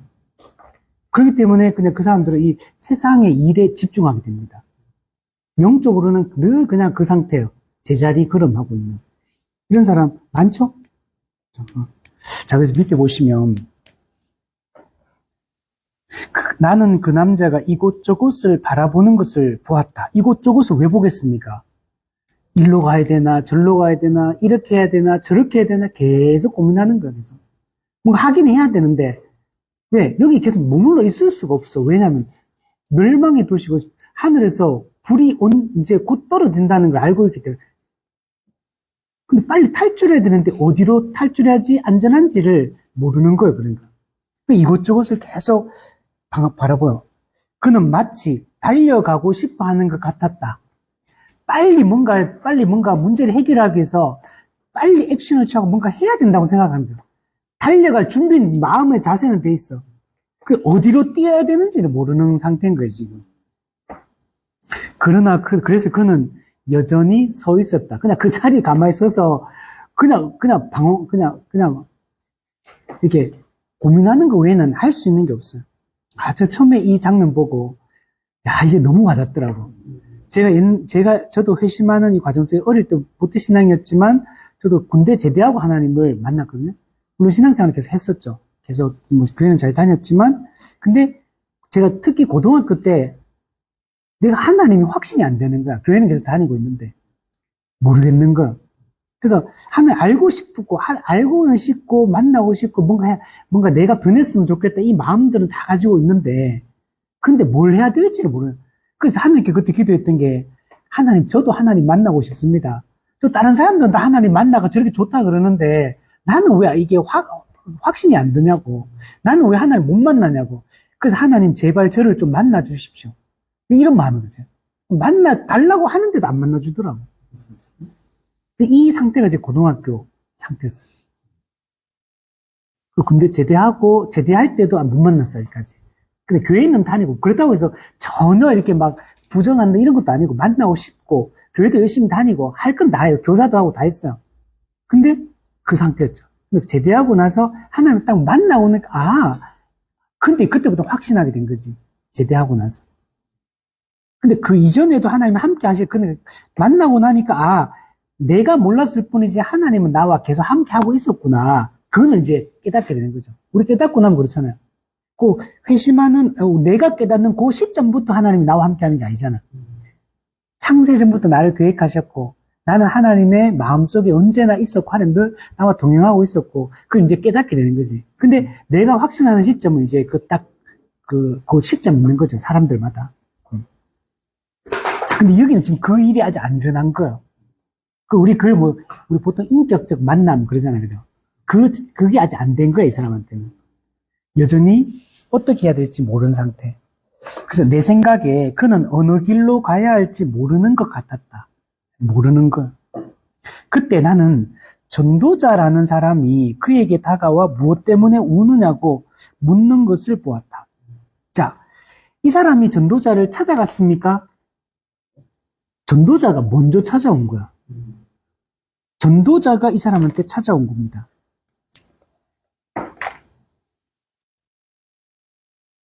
이 말은 이게 하나님의 섭리 가운데 하나님이 이 한 죄인을 이 전도자를 하나님 만나게 하신 거예요. 그래서 우연히 이게 남자가 만났다가 아니라 전도자는 늘 어떤 전도하는 사람이거든. 복음 전하는 사람. 늘 영혼을 찾는 거야. 영혼을 구원하려고. 늘 찾고 늘 말씀을 가르치려고 하는 그 가운데 하나님이 이 사람 전도자의 눈에 이 한 남자 우왕좌왕하고 있는 뛰어가고 싶은데 어디로 뛰어갈지 몰라가 지금 그게 막 방황하는 사람도 있잖아요. 우리 보면 있잖아요. 그 사람을 먼저 눈에 들어오잖아. 우리 눈에. 그러니까 이 사람 만나 찾아온 거죠. 이 하나님의 섭리 가운데 때가 되어 하나님이 만나고 이 사람을 길을 제시를 해주는 거. 이게 우연히 일어난 게 아니에요. 하나님의 섭리다, 이거는. 이렇게 우리가 생각해야 돼요. 이게 전도자는 사역자, 복음 사역자를 얘기합니다. 목사를 얘기하면, 쉽게 얘기하면. 물론 꼭 목사만 그렇습니까? 뭐, 그렇게 말하기 힘든데, 그러나 교회가 이제 공적으로 이 말씀을 가르치고, 또 진리를 가르치는 이 설교하는 사람은 목사이기 때문에, 그냥 기본 목사라고 생각하면 돼요. 영적 권위를 가지고, 어떤 질서 안에서 이 사역을 하는 어떤 사람이기 때문에, 목회자. 이거는 존 버년이 자기 스승을 생각하며 쓴 거예요. 존 버년이 존 기포드 목사님이 있거든요. 이 사람을 만나면서 여기서부터 교육을 받아. 그러니까 존 버년이 존 기포드 목사님을 만나면서 이 사람이 영적으로 이제 존 버년도 확 깨어나게 말씀을 여기서 제대로 배우고 어떤 게 참된 구원인지 예수님이 누군지 이런 것들을 존 기포드 목사님도 실제로 이제 배우게 돼. 그러니까 영적 스승인 거지. 그래서 목사의 중요성, 목사의 역할, 이런 걸, 기포드 목사님을 모델로 생각하면서 지금 이 전도자의 역할을 지금 여기서 제시를 하고 있는 겁니다. 그래서 가야 할 방향을 이 전도자가 지시를 해주게 됩니다. 근데 와가지고 제일 먼저 하는 게 뭐냐면, 무엇 때문에 우느냐라고 질문하고 있어. 뭐 때문에 울고 있습니까? 이렇게 물어보는 거예요. 그냥 전도자는 이 사람의 문제가 뭔지 알아요, 사실은. 아, 이 사람 영적으로 지금 이제 아직까지 구원받지 못했구나. 이거 다 보이잖아요. 그래서 뭘 어떻게 해야 되는지도 답도 다 가지고 있어. 그런데 바로 답을 제시하는 게 아니고, 무엇 때문에 웁니까? 이렇게 물어보는 거예요. 이 물어보면 이 사람이 생각하면서 대답을 할 거잖아요. 그러면서 뭐 하냐면, 자기의 영적 상태를 직면하게 하는 거예요. 그리고 이 전도자도 이 죄인의 이 사람의 영적 상태를 파악하려고 하는 거예요. 지금 어떤 상태인가? 정확하게. 그죠? 진단을 하는 거예요, 진단. 지금 어떤 상태인가? 정확하게 진단을 해야지만 내가 어떤 차원에서 도와야 될지가 이제 결정이 될 거잖아요. 그래서 영적 상태를 크리스찬으로 자기로 하여금 자기 영적 상태를 객관적으로 되짚어 보게 만들고, 또 이렇게 전도자도 이 사람의 상태를 영적으로 파악하고, 이런 과정을 거치게 됩니다. 그래서 어느 정도로 영적 각성된 상태인가, 어느 정도의 지금 생각을 가지고 있고, 어떤 변화가 지금 시작되었는지를 확인하고 난 이후에 이제 지시를 내리는. 이거는 뭘 보여주냐면, 우리가 한 영혼을 다룰 때 그 사람의 영적 상태를 잘 파악하고 접근해야 돼요. 주의를 기울여서 그 사람에게 접근해야 돼. 예를 들면 이런 거잖아요. 우리 약간 좀 좋은 건 아니지만, 우리 전도 폭발이라고 훈련이 있거든요. 외워가지고 전도하는 거 있어. 딸딸딸딸딸 외워가지고, 그 사람 딱 만나면, 다다다다다다닥 설명해줘. 이 사람이 그럼 중간에 끼어들면 안 돼. 까먹기 때문에. 전도 폭발 그런 게 있어요. 사형리도 약간은 그렇잖아. 사형리가 일방적으로 전하는 거잖아요. 그냥. 1, 2, 3, 4 딱 전하고 회심하겠습니까? 아니, 영접하겠습니까? 그러면 기도 따라 하십시오. 예, 당신은 구원받았습니다. 근데 이런 과정이잖아요. 근데 그렇게 접근하면 안 된다는 거야. 사람마다 다르다는 거야. 전도를, 물론, 저는 오해는 하지 마요. 사형리든 전도 폭발이든 가르칠 내용, 전할 내용을 내가 잘 숙지하고 있고, 외우고 있고, 근데 그 사람에게 정확하게 전달해 주는 건 난 매우 중요하다고 생각해. 그 자체를 부정하는 게 아니라, 그 사람마다 영적 상태가 달라. 어떤 사람은 그게 통할 거예요. 내가 일방적으로 한번 한 30분만 저한테 시간 주세요. 제가 다 가르쳐 줄게요. 다다다다다다 설명할 수 있다는 거예요. 그 사람 분명 도움이 될 거야. 근데 어떤 사람은 그 자체가 거부감이 들고 부담스럽고 그럴 수 있잖아요. 우리가 전도를 할 때 그렇게 하는 게 아니라 어떻게 합니까? 그냥 이 사람 만나가 그냥 이런저런 얘기하면서 자연스럽게 이렇게 일상적인 얘기가 쭉 얘기하다가 그러면서 그 사람이 무슨 얘기할 거잖아요. 그러면 이 사람이 어떤 생각을 가지고 있구나. 뭐 대충 감을 잡으면서 그러면 이 사람이 근데 어떤 문제에 대해서 막 열정적으로 얘기해. 그러면 거기서부터 이 사람이 여기에 관심이 있구나. 이런 생각을 가지고 있구나. 그러면 복음을 이 사람이 어떤 방식으로 접근해서 전할까? 그럼 그 사람에게 맞게끔 전해야 된다는 거지. 사도 바울도 여러 사람에게 여러 모양으로 전하잖아요. 그죠? 그렇게 해야 된다는 거야. 그러니까 지금 이것도 영적 파악하는 게 이 사람의 영적 상태가 어떤지, 어느 정도의 거부감을 있고 또는 갈망이 있는지, 그리고 어떤 지식을 가지고 있는지, 어떤 이해가 있고 어떤 경험이 있는지를 파악하고 나서 들어보고 나서 이렇게 얘기하면 접근해서 얘기하면 좋겠다. 그렇게 해서 이제 설명을 가야 된다는 거죠.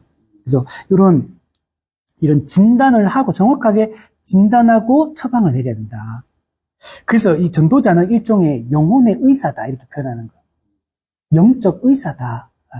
의사가 하는 게 그거잖아요. 그죠? 진단하고 처방하고 이렇게. 자, 그래서 그 작업을 합니다.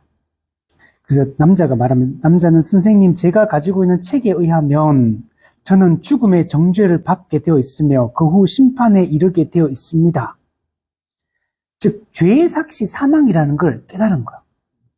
그리고 자신은 그 죄인이고 자신도 이 영원한 사망에 이를 수밖에 없다는 걸 깨달은 거야. 즉 정죄와 심판에 자기가 놓여있다는 걸 깨닫게 된 거야. 정죄와 심판이라는 용어는 다른 말입니다. 이거는 법적인 용어예요. 정죄라는 거는 너는 죄인이다 라고 선언하는 걸 정죄라고 표현하고, 심판은 이 사람이 죄인이라고 선언한 이후에 그 죄에 대한 실제적 형벌을 가하는 걸 심판이라고 표현해요. 둘 다 법적인 거야. 우리가 뭔가 법정에 섰을 때 그 사람을 신문하고 뭐 이렇게 소명의 기회도 주고 그러면서 나중에 판결을 내리잖아요. 너는 죄인이다. 이렇게 유죄 선언을 내리잖아요. 그러고 나면 거기다 합당한 너는 뭐 징역 몇 년이다. 이렇게 선고, 심판을 실제로 집행하잖아요. 그죠? 이 크리스찬이 성경책을 읽으면서 이 정죄와 심판 앞에 자신이 놓여있다는 걸 깨닫게 된 거예요. 자, 그런데 저는 기꺼이 죽을 수가 없으면 심판을 받기도 싫습니다. 그렇죠? 지옥 가야 되는데 형벌을 받아야 누가 하고 싶겠어? 그러니까 크리스찬은, 이 남자는 빨리 빠져나가고 싶은 거야. 빨리 이 문제 해결하고 빨리 시급하게 이 문제 해결하고 나도 그 멸망에 이르고 싶지 않다. 이게 정말 중요한 거예요. 근데 우리가 전도해보면 그렇잖아요. 사람들은 천국, 지옥 얘기해도 아무 관심이 없어. 지옥 얘기가 지옥 때문에 이러면 영원히 죽는다. 이 땅에서 조금 살다가 죽지만 지옥은 영원하고 몸과 영원히 괴로움을 받는다. 그게 큰일 난다. 지금 빨리 예수 믿고 구원받아야 된다. 아무리 얘기해도 지옥 있다 그래도 지옥 그냥 다 흘려 듣는 거야, 그냥. 조나단 에드워즈가 설교문 중에 유명한 설교문이 있어요. 진노하신 하나님의 손에 붙들린 죄인들이라는 설교문이 있어요. 조나단 에드워즈의 대표적인 설교예요. 저는 이거 가지고 그때 교회에서 이거 한번 제가 다 설명해 줬어요. 이거. 설교문 전체를. 되게 내용 좋아. 그 설교 뭐냐? 복음 전하는 거야, 이게. 복음을 전하는데 설교문이 되게 길어요. 엄청 길거든요. 근데 원고가 복음 전하는 건데 한 3분의 2는 지옥이라는 얘기야. 우리가 어떤 지금 상태에 있는가를 설명하는. 그 보면 죄인이 어떤 상태냐. 지옥의 뚜껑 위에 서 있다. 지옥의 뚜껑이 얇아가지고 어느 순간에 깨지면 그냥 지옥에 푹 떨어지는 거야. 살얼음판 같은 거야. 언제 이게 깨질지 아무도 몰라.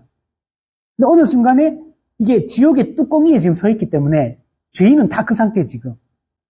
죽으면 그냥 지옥에 떨어지는 거야, 그냥 곧바로. 뭔가 대처의 방법이 없어요. 우리 옛날에 이제 캐리비안 베이커리 가니까 통 같은 거 있는데 발바닥에 이게 있다가 갑자기 뚜껑이 뚝 열리면 그죠? 수직으로 뚝 떨어지는 거 있잖아요, 그거. 그 뭐 대처할 수 있습니까? 지금은 탄탄할 때는 탁 세서 경고하지. 뚜껑 열리면 그냥 내가 대처할 수 있는 방법이 있나요? 그냥 뚝 떨어지는 거야, 그냥 지옥 가는 거야, 그냥.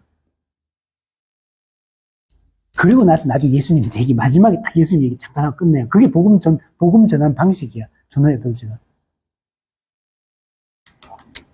이 사람들 이 두려움을 느끼는 거야. 지옥에 대한 두려움. 영원한 불못에 떨어지는 것의 두려움. 죽을 수가 없다, 나는. 그 심판받기도 싫습니다. 그러자 전도자는 이 세상의 삶은 수많은 죄악을 동반하는데 그럼 왜 꺼리십니까? 라고 말했다. 처음에 저는 이거 보고 좀 이게 무슨 말이지 싶었는데, 이게 무슨 말이냐면, 이 세상의 삶은 수많은 죄악을 동반하잖아요. 그러면 이 죄에 대한 결과가 심판이잖아요. 근데 왜 꺼리십니까? 꺼리십니까? 무슨 말이냐? 그럼 왜 빨리 안 떠나느냐? 이 말이야. 죄악과 심판이 지금 놓여 있다면 빨리 떠나가지고 구원의 길로 가야지. 근데 왜 여기서 서 있느냐? 이제 이런 질문을 하는 거야. 왜 지금 여기서 꺼리고 있는 것처럼, 꺼린다는 표현이 약간 번역이 좀 이상한 것 같아. 어쨌든 간에, 이 상태에서 왜 머물러 있느냐? 지금 여전히 이 자리에 서 있느냐? 빨리 떠나야지, 그러면. 빨리 구원받기 위해서 순례의 여정을 떠나야지. 왜 여기 계속 있느냐? 이런 거. 많은 사람들이 여기서 안 떠납니다. 우리 주변 생각해 보세요. 그 자리 계속 고집하고 머물러 있어요. 안 떠나. 뭔가 내가 예수 믿고 구원받기 위해서 뭔가 내가 액션을 취해야 되는데, 예배도 참석해야 되고, 말씀도 듣고, 말씀도 배우고 해야 되는데, 안 해. 기도도 하고, 진리를 알기 위해서 애써야 되는데, 아무것도 안 해. 그 자리에서 그냥, 뭔가 좀 느끼긴 느꼈는데, 그냥 그 자리에 가만히 있어. 옛 생활 방식에, 옛 삶에, 그냥 그 자리에 그냥 우두커니 서 있는 거예요, 그냥. 그래서 전도자가 말하는 거예요. 왜 안 떠나느냐? 하는 거예요. 그 남자는 왜냐하면 저의 등에 있는 이 무거운 짐이 무덤보다 낮은 곳으로 나를 침몰시켜서 도배 속으로 떨어지는 것이 두렵기 때문입니다. 짐이 너무 무거워가지고 이게 무게감이 천근만근인 거예요, 지금. 그러니까 뭔가 힘을 낼 수가 없어. 그냥 막 이거 무슨 어떤 경험해봐야 아는데, 그죠? 군대에서 행군할 때 지금 무겁더라고. 제일 처음에 훈련소에서 행군한다고 그때 완전 군장을 그때는 훈련소는 완전 FM을 했거든. 했는데 목포도 그때 우리 막 말아가지고 막 이게 옛날 방식이거든요. 했는데 처음에 그걸 가지고 40km를 걸어가야 돼. 40km를 그 훈련소 하는데 그래요. 그 가기 전에 며칠 전부터 이제 군장 싸는 법, 그 다음에 직접 싸가 매 보기도 하고 와가지고 실제로 이제 가기 전에 한번 예행 연습을 해요. 그 연병장을 몇 바퀴 돌아. 왔는데 한 10분도 안 됐는데 죽을 것 같더라고, 나는. 너무 무거워가지고. 그러니까 이게 졌는데 똑바로 이게 설 수가 없어. 너무 무거워. 그냥 딱 맸는데 몸이 그냥 이렇게 딱 돼. 이렇게밖에 버틸 수가 없어, 무게 때문에. 그래가지고 운동 연병장 몇 바퀴 한 10분 정도 돌고 나니까 이걸 가지고 40km를 걸어간다 하는데 이게 가능하냐, 인간이. 진짜 그랬어요. 근데 지금 이 진짜 무겁거든요. 우리가 행군하면 40km 그러면 한 7시간, 8시간 계속 걸어야 되거든. 근데 그때 제가 한번 낙오할 뻔했어요, 진짜. 그 할 때. 와, 우리 저기 포천 그쪽에 있어요, 제가. 그쪽에 가면은 고개가 있는데, 고개가 이렇게 걸어가는 게 진짜 낙유리 고개라고 산인데 엄청 높아요. 여기 이제 올라가다가 낙오할 뻔했죠, 제가. 그래, 나중에 기관병이 빼주더라고. 그냥 거기만 갈 때만 그냥 걸어갔어, 그냥. 그러고 나니까 괜찮더라고. 죽는 줄 알았어, 진짜. 해봤죠, 목사님? 네. 행군을 한번 해보면 알까?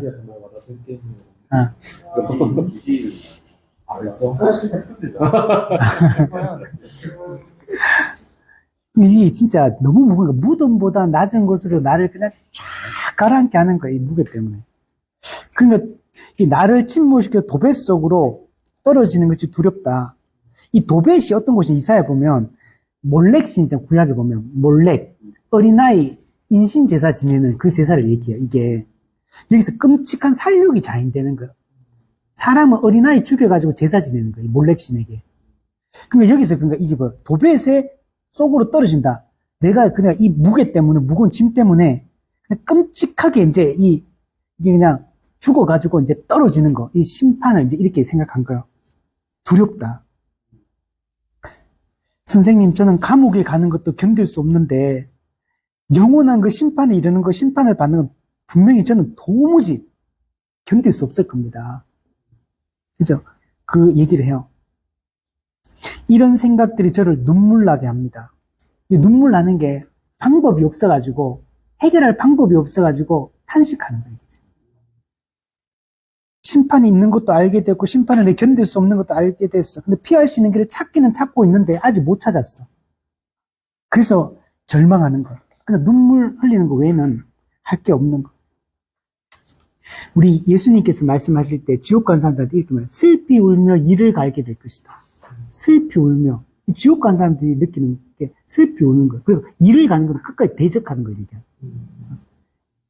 자, 그러자 전도자는 당신의 상황이 그렇다면 왜 당신은 이곳에 그대로 서 있습니까? 그죠? 이 상황이면 빨리 떠나야지. 왜 여기 계속 서 있느냐라고 크리스찬에게, 남자에게 물어봐요. 어디로 가야 할지 모르기 때문입니다. 그러니까 전도자가 이제 나서는 거야. 전도자가 중요한 게 여기 있는 거야. 길을 지시해 주는 거야. 방향을 지시해 주는 거야. 뭘 해야 되는지를 가르쳐 주는 거야. 양피지 두루마리 하나를 주었는데, 요거는 뭐냐면, 두루마리 글자 쓰는 거, 옛날 종이 있잖아요. 두루마리 종이에다가, 여기다가 뭘 해야 되는지를 알려주는 거예요. 지금 아무것도 모르잖아요. 그건 뭐냐, 다가올 진노를 피하라라고 적혀 있는 거예요. 이게 뭐랄까, 처방이에요, 처방. 말씀으로 처방을 내려주는 거예요. 지금 내가 진노와 죽음 가운데 있는데, 뭘 해야 될지 몰랐는데 진단한 이후에 처방을 내려주는 거예요. 다가올 진노를 피하라. 피해야 돼. 여기를 피하고 구원의 길을 찾아야 되는 거예요.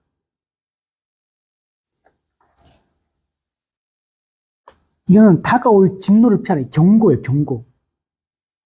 이 세상이 영원할 것 같잖아요. 예수님도 안 올 것 같고, 이 세상은 지금 영원할 것 같잖아요. 그 사람도 여기에 올인하잖아요, 전부 다. 어떻게든 여기서, 어떻게, 평안하게 살고, 안전하게 살고, 그래도 부유하게 누릴 거 누리면서, 이렇게 살고 싶잖아요, 다들. 그래서 전부 다 돈 버는 일에, 이 세상에서 어떤 내 위치를, 자리를 찾기 위해서, 다들 막 목숨 걸고 하잖아요, 지금 다들. 경쟁하고, 살아남기 위해서. 여기에 초점이 여기 있는 거죠. 땅의 것에 초점을 맞추고 이제 살고 있는 거죠. 근데 이게 어리석다는 거야. 다가올 진노를 피하라. 이 세상은 멸망의 도시예요. 성경에 딱 여기서 나는 게 두 개의 도시가 비교가 되거든요. 멸망의 도시, 천국 도시. 이렇게 표현해요. 천국을 천국 도시라고 표현해요. 도시로. 멸망의 도시를 떠나 천국 도시로 들어가는 게 구원받는 거예요. 이게 좀 옛날에 어거스틴이 하나님의 도성, 도성. 그래서 천국을 도성이라고 표현해요. 하나님의 도성. 거기 들어가야 되는 거예요. 그래서 근데 사람들은 여기가 멸망한다는 사실을 모르니까 그냥 여기가 영원할 것 같거든. 근데 이 세상도 힘든 거 자기들도 알아. 살아보니까 만만치 않거든. 이 세상에 고통이 그 억울한 일 당하고 불의하고 부조리한 일을 막 당하거든. 그런데 대안이 없어. 그럼 여기 다른 데가 뭐 좋은 데 있는지도 몰라. 그냥 여기서 그냥 여기밖에 모르고 여기서 내가 탈출할 수 없으니까 그냥 여기 삶의 방식으로 나는 그냥 버티고 살아내는 거야. 되게 피곤해. 좀 이따가 보면 고집쟁이, 변덕쟁이 나오거든요. 변덕쟁이 하는 말 들어보면 이 세상 사람들이 힘들다는 거 표현해. 이 세상이 결국 편안한 세상이 아니거든요. 뭐 옛날에 그 했던 말 있잖아요. 인생은 멀리서 보면 희극인데 가까이 오면 비극이다. 인생이 쉽지 않거든요. 힘들거든. 그 다가올 진노를 피해. 그리스도인은 이 사실을 알게 되었기 때문에 위의 것을 찾는 거. 땅의 것에 소망을 두지 않고 위의 것을 찾는 사람인 거. 땅에 있는 것을 버리고 그리스도를 취하는 거. 나를 따르라 그러잖아. 모든 걸 버리고 나를 따르라 그러잖아. 택해라. 하나님을 따를 건지 바알을 따를 건지 택해라 하는 거. 성경은 끊임없이 우리한테 요구해요. 하나님께로 구하라. 여호와께 돌이키라. 그리하면 나도 너에게 돌아가리라. 그래서 여기는 다가올 진노를 피하는 게 경고하면서 빨리 결단하고 그리고 부지런히 지금 순례의 길을 떠나라는 거. 지금 부지런히. 여기서 부지런히 지금 뭔가 액션을 취하라는 거야. 지금 가만히 그렇게 멍청하게 서 있지 말고 지금 해야 될 걸 빨리 하라는 거야. 말씀도 배우고 기도도 하고 교회도 예배도 잘 드리고 진리를 찾기 위해서 죄책과 이 부패성의 문제를 해결하기 위해서 떠나라는 거야. 그리스도를 찾으라는 거지. 성경에 보면요. 구하라, 찾으라, 두드리라. 열심을 내라. 죽도록 충성하라 그러잖아요. 뭔가 가만히 있으면 신앙생활을 수동적인 거라고 생각하면 안 돼. 하나님의 은혜와 절대 주권으로 우리를 구원한다는 말이 인간이 수동적이고 소극적으로 임한다는 얘기를 하는 게 아니에요.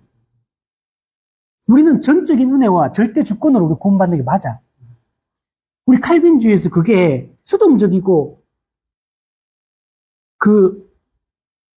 하이퍼 칼비니즘. 그 하이퍼 칼비니즘은 그냥 하나님 알아서 다 해주신다. 가만히 있어도 하나님 알아서 다 해주신다. 그런 게 아니라는 거예요. 하나님의 주권과 인간의 책임이 균형이 있어야 돼. 그렇다고 우리 책임이 뭔가 공로로서 작용을 하느냐, 그건 또 아니야. 근데 하나님은 은혜를 우리한테 주셔서 우리로 하여금 자발적인 의지와 결단을 가지고 움직이게 하시는 거예요. 빌립보서 말씀을 보면 마음의 소원을 두고 행하게 하신다. 마음의 소원은 내가 가질 수는 없어. 하나님이 은혜를 주시는 거예요. 택한 자에게. 그런데 마음의 소원을 두고 행하는 건 누가 행해요? 내가 행하는 거야. 내 마음속에 이렇게 하려고 하는 마음과 의지를 주는 거예요. 그리고 내가 적극적으로 움직이기 시작하는 거예요. 그래서 우리 칼빈주의는 그렇게 말하잖아요. 쉽게 뭐 할 때 하나님 은혜 100%, 인간의 책임 100% 이렇게 얘기하는 거. 50대 50 이런 게 아니고. 근데 우리가 내가 다 했어. 그러니까 실제 신앙생활 어떻게 해야 되냐면 내가 다 하는 것처럼 해야 돼. 내가 하나님이 은혜로 막 도와주는 이런 생각도 하지 말고 사실 은혜 도와주는 건데 내가 안 하면 아무것도 안 된다. 내가 다 해야 된다. 이런 생각으로 신앙생활을 해야 돼요. 근데 그렇게 하고 나면 그게 내가 한 게 아니라는 걸 자기가 인정하잖아. 마지막에 그러잖아. 하나님이 다 하셨습니다. 이렇게 하잖아, 고백을. 다 은혜구나. 이렇게 말하잖아요. 하나님이 우리의 의지를 움직여서 일하게 하시는 거예요. 은혜의 작용이 그런 식으로 일어나는 거지. 내가 그냥 수동적으로 소극적으로 가만히 있는 걸 그런 거 아닙니다. 적극적으로 기도하기 싫지. 해야지. 성경 보기 누가 항상 좋아해? 저도 잘 안 돼요. 저도 TV에서 잘 안 돼. 맨날 뭐 하고 싶고 죽고 뭐 그런 거 아니거든요. 의무적으로 습관을 따라 그냥 하는 거예요. 그냥 저는 안 와닿아가지고 좀 잘 안 한다. 와닿더나 그 무슨 상관이야 그게. 그냥 하는 거지.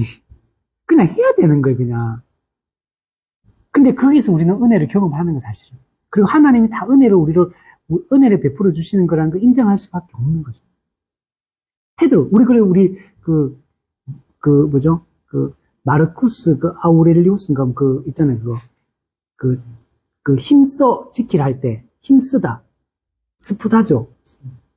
수동적 태도가 아니라는 거예요. 적극적으로 정적주의 이런 거 아니라는 거예요. 우리는 내가 움직이는 거였어. 적극적으로 능동적으로 움직이는 신앙생활. 그게 하나님이 마음을 주셔서 그렇게 하는 거예요. 내가 하는 게 아니고 사실. 그래서 여기도 다가올 진노를 피하라 그러잖아요. 하나님이 예수님이 딱 모셔주는 게 아니잖아요 지금. 자기가 결단해야 돼. 여기 있으면 죽는다는 거 아니까 빨리 여기서 자기가 결단하고 떠나야 돼. 떠나는 거는 하나님이 해주는 게 아니에요. 자기가 떠나야지. 자기가 죄에서 떠나야지. 자기가 은혜를 향해 나아가야지 발걸음을. 그죠? 그래서 부지런히 구원을 찾아서 떠나라는 거 지금. 근데 제일 먼저 해야 될 게 이 멸망의 도시를 떠나는 것부터 해야 돼. 여기를 안 떠나고는 천국에 못 가요. 사람들은 잠시 머물러 있으려고 그러거든. 좀 이따 고집쟁이, 변덕쟁이 보면 그거 딱 나타나. 떠나는 사람이 있고 안 떠나는 사람이 있어. 크리스찬은 깨달았기 때문에 떠나야 된다는 걸 심각하게 인지하고 떠난 거고. 고집쟁이나 여기가 좋사오니 여기밖에 없는데 어디 가냐. 여기 행복은 여기 있는데 어디 가냐. 이렇게 아예 출발도 안 해. 변덕쟁이. 진짜 네 말 믿을 수 있어? 천국이 있어? 그러면 나도 가고 싶어. 왜냐하면 멸망에서 살아보니까 이게 너무 힘들어. 여기 있으니까 별로 안 좋아. 나도 네가 말한 그게 진짜라면 천국 있다면 나도 같이 가고 싶다. 빨리 떠나자. 크리스찬보다 더 빨리 가. 재촉하면 빨리 가자고. 나도 천국 가고 싶다. 같이 가요. 나중에 문제가 생기지만. 우선은 떠나야 돼. 안 떠나고는 아무 일도 아니라는 거. 자, 밑에 보면 그 남자는 두루마리를 읽어는 전도자를 주의 깊게 바라보았다. 이 두루마리는 그러니까 말씀으로 처방을 내린 거야. 요게 성경책 자체를 얘기하는 게 아니고 뭘 해야 될지를 가르쳐주는 어떤 지시사항 같은 거, 이게. 그러니까 그걸 읽은 후 전도자를 주의 깊게 바라보았다. 왜 바라보았을까요? 떠나야 된다는 걸 알게 됐잖아. 피해야 된다는 걸 알게 됐어. 근데 방향을 가르쳐줘야지. 어디로 가야 됩니까? 동쪽으로 갈까요? 서쪽으로 갈까요? 알려줘야 돼. 그래서 말하는 어디로 피해야 됩니까? 구체적으로 전도자가 지시를 해줘야 돼요. 그때 전도자는 손가락으로 넓은 덜 너머를 가리키면서 저 너머에 좁은 문이 보입니까? 물어봐요. 왜냐면 좁은 문을 통과해야지만 십자가를 체험할 수 있거든. 그러니까 1차의 목표는 어디냐? 좁은 문을 통과하는 게 1차야. 문을 통과해야 돼. 우리 성경은 좁은 문, 좁은 길이 있죠. 좁은 문, 좁은 길은 다른 겁니다. 좁은 문을 우선은 통과해야 돼. 그러니까 우선은 1차 여기를 통과해야지 우선은 십자가를 체험하고 구원받을 수 있기 때문에 여기까지 가라. 여기 통과해라. 얘기를 하는 거. 근데 보이느냐? 저 멀리 저기 문이 보이느냐? 그러니까 안 보이는데요. 이렇게 안 보여 아직까지. 그래서 왜 안 보일까요? 영적 각성이 아직 덜 됐어. 지금. 영적 각성이 되기 시작하긴 했는데 좁은 문이 보일 만큼 영적 각성이 아직 안 됐어요. 아직 하나님의 구원의 경륜, 십자가 복음의 의미, 이신칭의 복음 이런 거 아직 몰라 아직까지. 지식이 많이 부족해 아직까지. 아직 말씀을 제대로 풍성하게 아직 말씀 배운 상태가 아니기 때문에 나중에 가면 해석자가 나오거든요. 나중에 십자가 체험하기 전에 해석자 성령님을 얘기해. 성령님이 여러 방이 있는데 방마다 한 방씩 데리고 가서 뭔가를 보여줘요. 그게 뭐냐, 진리를, 복음을 충분하게 설명하고 가르치는 작업을 하는 거야. 우리 세례받기 전 뭡니까? 세례 교육을 하고 문답을 하잖아. 복음을 제대로 아는지. 그 과정이 반드시 있어야 돼. 근데 지금 이 상태는 아직 그게 아니야. 이 상태에서 교회는 이제 다니기 시작했고 뭔가 좀 깨닫기 시작했는데 아직 진리가 뭔지 잘 모르는 상태. 근데 뭔가 조금 그냥 완전히 아닌 사람보다 낫긴 낫는데 아직 잘 모르는 상태. 그럼 뭐 해야 됩니까? 그래서 이제 깊이 있게 복음의 기초, 복음의 핵심 이런 거 막 가르쳐야 되는지. 이 과정이 아직 안 이루어진 거예요, 지금. 좁은 문을 뭘 상징하냐면 회개를 상징해. 참된 회개. 그래서 우리 구원의 서정에 보면 소명, 중생, 그 다음 회심. 회심은 회개, 믿음과 회개, 회개와 믿음. 동전의 양면, 회개와 믿음, 동전의 양면. 참된 믿음은 반드시 참된 회개를 동반한다. 참된 회개를 했다면 참된 믿음이 반드시 뒤따른다. 이게 반드시 있어야 돼. 그래서 참된 믿음으로 예수 그리스도를 믿는 믿음을 참되게 갖고 거듭나려면 좁은 문, 참된 회개가 반드시 있어야 돼. 그래서 예수님 오기 전에, 메시아가 오기 전에 뭐 합니까? 구약에 계속 약속하는 거죠. 메시아가 오시기 전에. 누구를 보내십니까? 예수님 메시아가 오시기 전에, 이전에 누군가 온다 그러잖아. 구약에. 세례 요한, 선지 엘리야, 말라기서 보면. 선지 엘리야가 먼저 와야지만 언약의 사자가 올 수가 있는. 왔을 때, 예수님이 와서 천국 복음을 전할 때, 세례 요한이 먼저 와서 회개하라, 회개의 세례를 먼저 안 베풀면, 복음을 전해도 못 깨달아. 그래서 메시아의 선구자로서 세례 요한의 역할이 매우 중요해요. 그래서 세례 요한이 먼저 와가지고 회개의 세례를 선포를 하는 거야. 그래서 세례 요한이 하는 게 뭐예요? 회개하라, 이 독사의 자식들아. 이미 도끼가 나무 뿔에 찍혀있다, 지금. 지금 회개 안 하면 다 지옥 간다. 그렇게 말하잖아. 그게 세례 요한이 하는, 그래서 마음을 부드럽게 하는. 그래서 세례 요한이 그 광야에 외치는 소리 그러잖아요. 그래서 골짜기를 높은 곳에 이게 평탄하게 하는 작업. 예수님이 와서 복음을 딱 전했을 때 그 말씀을 받아들일 수 있는 마음밭을 기경하는 작업을 세례 요한이 먼저 하는. 그래서 세례 요한을 메시아의 선구자라고 얘기하는 거예요. 세례 요한은 구약과 신약을 연결시키는 연결고리 역할을 하거든요.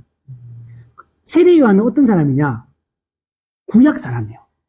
신약이 나오지만 옛언약의 마지막 사람인 거야. 그리고 옛언약과 새언약을 연결시키려 하는 그 선구자 역할을 하는 게 세례 요한 역할이에요. 그 세례 요한이 처음에 와가지고 예수님이 세례 요한한테 세례 받으러 오니까 세례 요한 뭐라 합니까? 내가 당신한테 세례를 받은 당신이 나한테 세례 받으러 오십니까? 그거 할 수 없으면 그러니까 내가 이 세례 받는 게 이게 하나의 의를 이루는 방법이다. 이게 하나의 뜻이다. 그러면 세례 요한이 예수님 세례를 줘요. 그죠? 그때 세례 요한이 사람들한테 뭐라 그러냐면 잘 물어봐. 너 누구냐? 네가 메시아냐? 세례 요한 보니까 대단하거든. 사역 보니까. 그 세례 요한이 메시아인 줄 알았어, 사람들이. 당신 너 누구냐? 그러니까 세례 요한 나는 그리스도가 아니다. 내 뒤에 오시는 이가 있다. 나는 물로 세례를 주지만 그분은 불과 성령으로 너에게 세례를 줄 거다. 즉 성령 세례 주실 분은 이분이다. 그러면서 예수님이 이분이 메시아, 구약이 예언된 바로 그 메시아라는 걸 세례 요한이 다 얘기해. 근데 나중에 세례 요한이 감옥 갇히잖아요. 갇히고 나서 제자 2명, 자기 제자를 예수님 보내. 오실 그이가 당신입니까? 오실 그이란 말은 중요한 단어예요. 오실 그이, 특정한 누군가, 구약에 예언된 바로 그 메시아, 그게 당신 맞습니까? 다윗의 자손으로 오실 그 메시아 당신 맞습니까? 라고 물어봐. 근데 세례받을 때 그 이전에 이미 불과 성령을 세례주는 분이라고 이미 자기가 얘기해놓고 메시아인지 잘 알고 있었거든, 세례요한이. 근데 갑자기 어느 날 예수님이 진짜 메시아 맞나? 이게 의문이 든 거야, 세례요한이. 시간이 한참 지나고 나서 그 제자 보내가 그걸 확인하는 예수님. 당신이 오실 그이, 구약에 예언된 모세와 같은 그 선지자 당신 맞습니까? 언약의 사자 당신 맞습니까? 그 나귀 타고 오시는 그 당신 맞냐? 메시아. 물어봐. 그러면 예수님이 뭐라고 하면 가서 전해라. 맹인이 눈을 뜨고 귀머거리가 듣고 안전뱅이가 일어나고 천국 복음이 전파된다. 이렇게 가서 전달해라. 그건 무슨 말이냐면 이사야 말씀을 보면 메시아가 오시면 하실 일에 대한 게 미리 뒤로 예언되어 있거든. 안전뱅이가 일어나고 눈먼 자가 눈 뜨고 이런 게 전부 다 메시아가 하는 일이에요. 예수님이 와가지고 이 일을 한다 그러니까 전달하니까 세례는 이분 메시아 맞네. 구약이 예언인데 그분 맞네. 근데 왜 이걸 오실 그 의문을 가졌냐면 세례요한은 이 구약시대 사람이 이렇게 생각한 거야. 구약시대 때는 메시아가 오면은 종말, 여호와의 날, 마지막 심판의 날 이렇게 얘기했거든. 구약시대. 그러니까 하나로 보는 거 하나로. 그냥 메시아가 오면 끝, 천국 끝 이렇게 되는 거야. 구약시대도 이렇게 얘기했거든. 그러니까 메시아가 오시면 뭐하냐? 타락한 사람들 다 심판하고 구원을 완성해서 하나님 나라를 완성한다. 이렇게 구약시대 때는 이렇게 말했던 거야. 근데 그 메시아가 세례요한 오는데 그 세례요한 자신은 막 회개하라 외쳤잖아. 그럼 예수님은 이제 메시아가 왔어. 이제 마지막 끝장내야 되잖아. 이제 심판해야 되니. 예수님 와가 막 혁명을 일으키고 막 나쁜 놈들 다 잡아 죽이고 하나님 나라 완성하고 이럴 줄 알았는데 예수님 왔는데 조용히 뭐 제자 몇 명 데리고 다니면서 저 뭐 체리와 죄인들 데리고 다니면서 그냥 뭐 복음 전한다면서 눈에 띄지도 않아. 그럼 조용히 다니면서 그냥 병든 자 고치고 귀신 쫓아내고. 근데 이게 우리가 생각할 때 대단한 일이잖아요. 근데 그 당시 주류 사회에서는 그냥 저기 봉화 저런 데 있죠. 태백 저런 데 산골짜기. 그 예수님 돌아다니면 몇 명 사람 데리고 다니면 제자 데리고 다니면 그냥 그래서 뭐 하고 있는 거야 지금. 서울 사람들이 볼 때 저 지방 사람들 뭐 하나 이러고 있는 거야 지금. 아무리 임팩트가 없어. 물론 이제 그런 나중에 또 좀 있긴 있지만 근데 서울 사람들이 이렇게 생각하는 거야. 지방에 무슨 일이 있구나. 뭐 누군가 나타나가 뭐 하고 있네. 저 누구지? 괜찮나? 우리 기득권 이게 막 해치는 사람 아닌가? 득이 되나 안 되나? 막 따지면서 이제 경계 계속 하는 거야. 잘 알아봐라. 뭐 하는지. 바리새인이 하는 게 다 그건 거야. 그 예수님 와서 하는 게 그런 거 하니까 진짜 메시아 맞나라고 세례요한조차도 의문이 드는 거야. 그러니까 그 얘기 딱 하는 게 맞구나.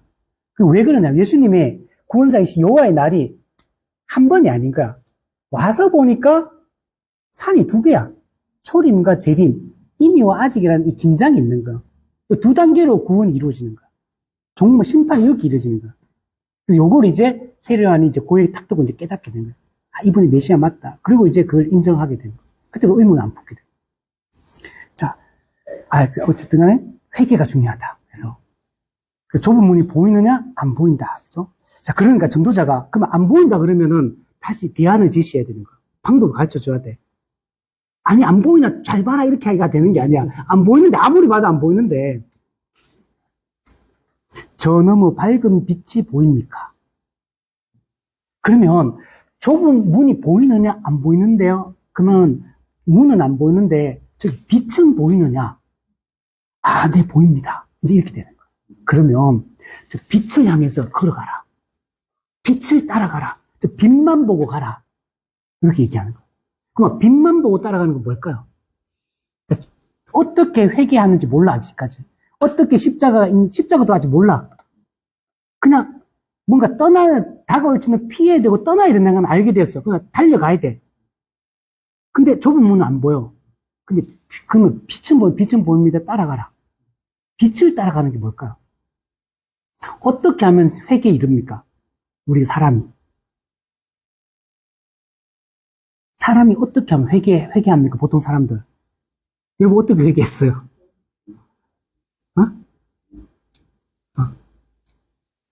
말씀 따라간 거야, 말씀. 빛을 따라가는 거는 성경 계속 읽으면서 성경의 가르침을 따라가라는 거야. 성경이 뭐라고 얘기하는지 성경이 말하는 대로 그대로 하라는 거야. 빛을 따라가는 것은 말씀을 따르는 것이다. 그래서 기독교는 말씀이 중요한 거야. 십계명, 2계명 형상을 만들지 말라. 그럼 다른 신을 만들지 말라는 얘기하는 게 아니고 하나님을 형상으로 예배하는 걸 얘기해요. 예배의 방법에 대한 얘기야. 형상으로 예배하지 말라. 그럼 어떻게 예배합니까? 신약에서 말씀으로 예배해라. 이게 우리의 방법. 그러니까 우리는 기독교는 말씀의 종교. 말씀으로 하나님을 예비하는 게 이게 우리 기본 방식이에요. 그래서 말씀이 성경 계속 읽으면 어떻게 돼? 우리 율법은 세 가지 기능이 있거든요. 첫 번째, 죄를 깨닫게 한다. 두 번째, 그리스도께 인도하는 몽학 선생, 초등 교사. 세 번째, 근데 구원받고 난 후에 규범적 기능. 구원받은 하나님의 백성은 어떻게 살아야 되느냐. 삶의 방식을 율법이 가르쳐줘. 율법을 순종하거든. 우리가 율법은 처음에 율법이 우리를 구원할 수는 없어. 율법은 구원받는 방법을 가르쳐 주는 게 아니에요. 율법이 우리를 구원할 수가 없어. 나중에 율법산 나오잖아요. 율법산 따라가거든. 율법 막 지키거든. 구원을 못 받아. 율법은 우리를 구원하기 위해 준 게 아니거든요. 율법은 내가 죄인이라는 사실을 깨닫고 절망하게 만들려고 하는 거야. 그래야지 구원자를 찾게 되기 때문에. 그게 첫 번째 기능. 정죄의 기능. 두 번째. 근데 이 율법이 또 그러면 딱 자기 죄인임을 깨닫고 이제 내가 영원한 진노 아래 있다는 걸 깨달았어. 그러면 율법이 뭐야? 율법을 읽으면 어떻게 되냐? 그리스도께 인도하는 초등교사. 몽학 선생. 우리를 이게 그리스도라면 나는 지금 여기 있어. 율법을 계속 내가 죄인을 깨달았어? 그러면 율법을 계속 읽으면 율법이 나를 그리스도께로 이렇게 인도해줘. 초등교사는 선생님이 집에 같이 살면서 애를 양육하고 키우면서 어떻게 성숙한 아이로 자라게 하는가, 그걸 하는 게 초등교사잖아요. 도제교육으로 해가지고 그리스도께 인도해. 그래서 예수님을 딱 만나게 해. 그러면 이 사람이 구원받는 거는 율법 때문에 구원받은 겁니까? 예수님 때문에 구원받은 거? 예수님 때문에 구원받은 거. 그 율법은 안내자 역할은 안내자. 예수님한테까지 가도록 하는 거야. 만약에 율법이 없으면 내가 죄인인 거 깨달았어. 율법을 안 보면 어떻게 되는지 아세요? 저기 불교로 가는 거야. 유교로 가는 거야. 다른 데로 가는 거야. 근데 율법을 딱 보면 예수님한테 딱 도착하게 만들어. 그러면 예수님을 이제 딱 만나게 되면 구원받게 되죠. 그러면 이제 예수 믿고 구원받은 사람으로서 율법이 이제 뭐 하냐? 그럼 율법은 이제 필요 없느냐? 율법은 복음과 반대되는 것이냐? 율법은 필요 없냐? 율법 폐기론? 아니야. 율법이 우리가 이제 어떻게 되냐면 하나님의 백성으로서 어떻게 살아가야 되는지 율법이 가르쳐 주거든. 하나님의 백성은 어떻게 살아야 되느냐? 삶의 원리를 가르치는 율법이에요. 그래서 학자들이 이렇게 말해. 율법은 우리를 그리스도께 인도하고 그리스도는 우리를 다시 율법으로 보낸다. 율법의 세 번째 기능이에요. 규범적 기능. 그래서 우리가 율법 공부해야 돼. 율법을 알아야 돼요.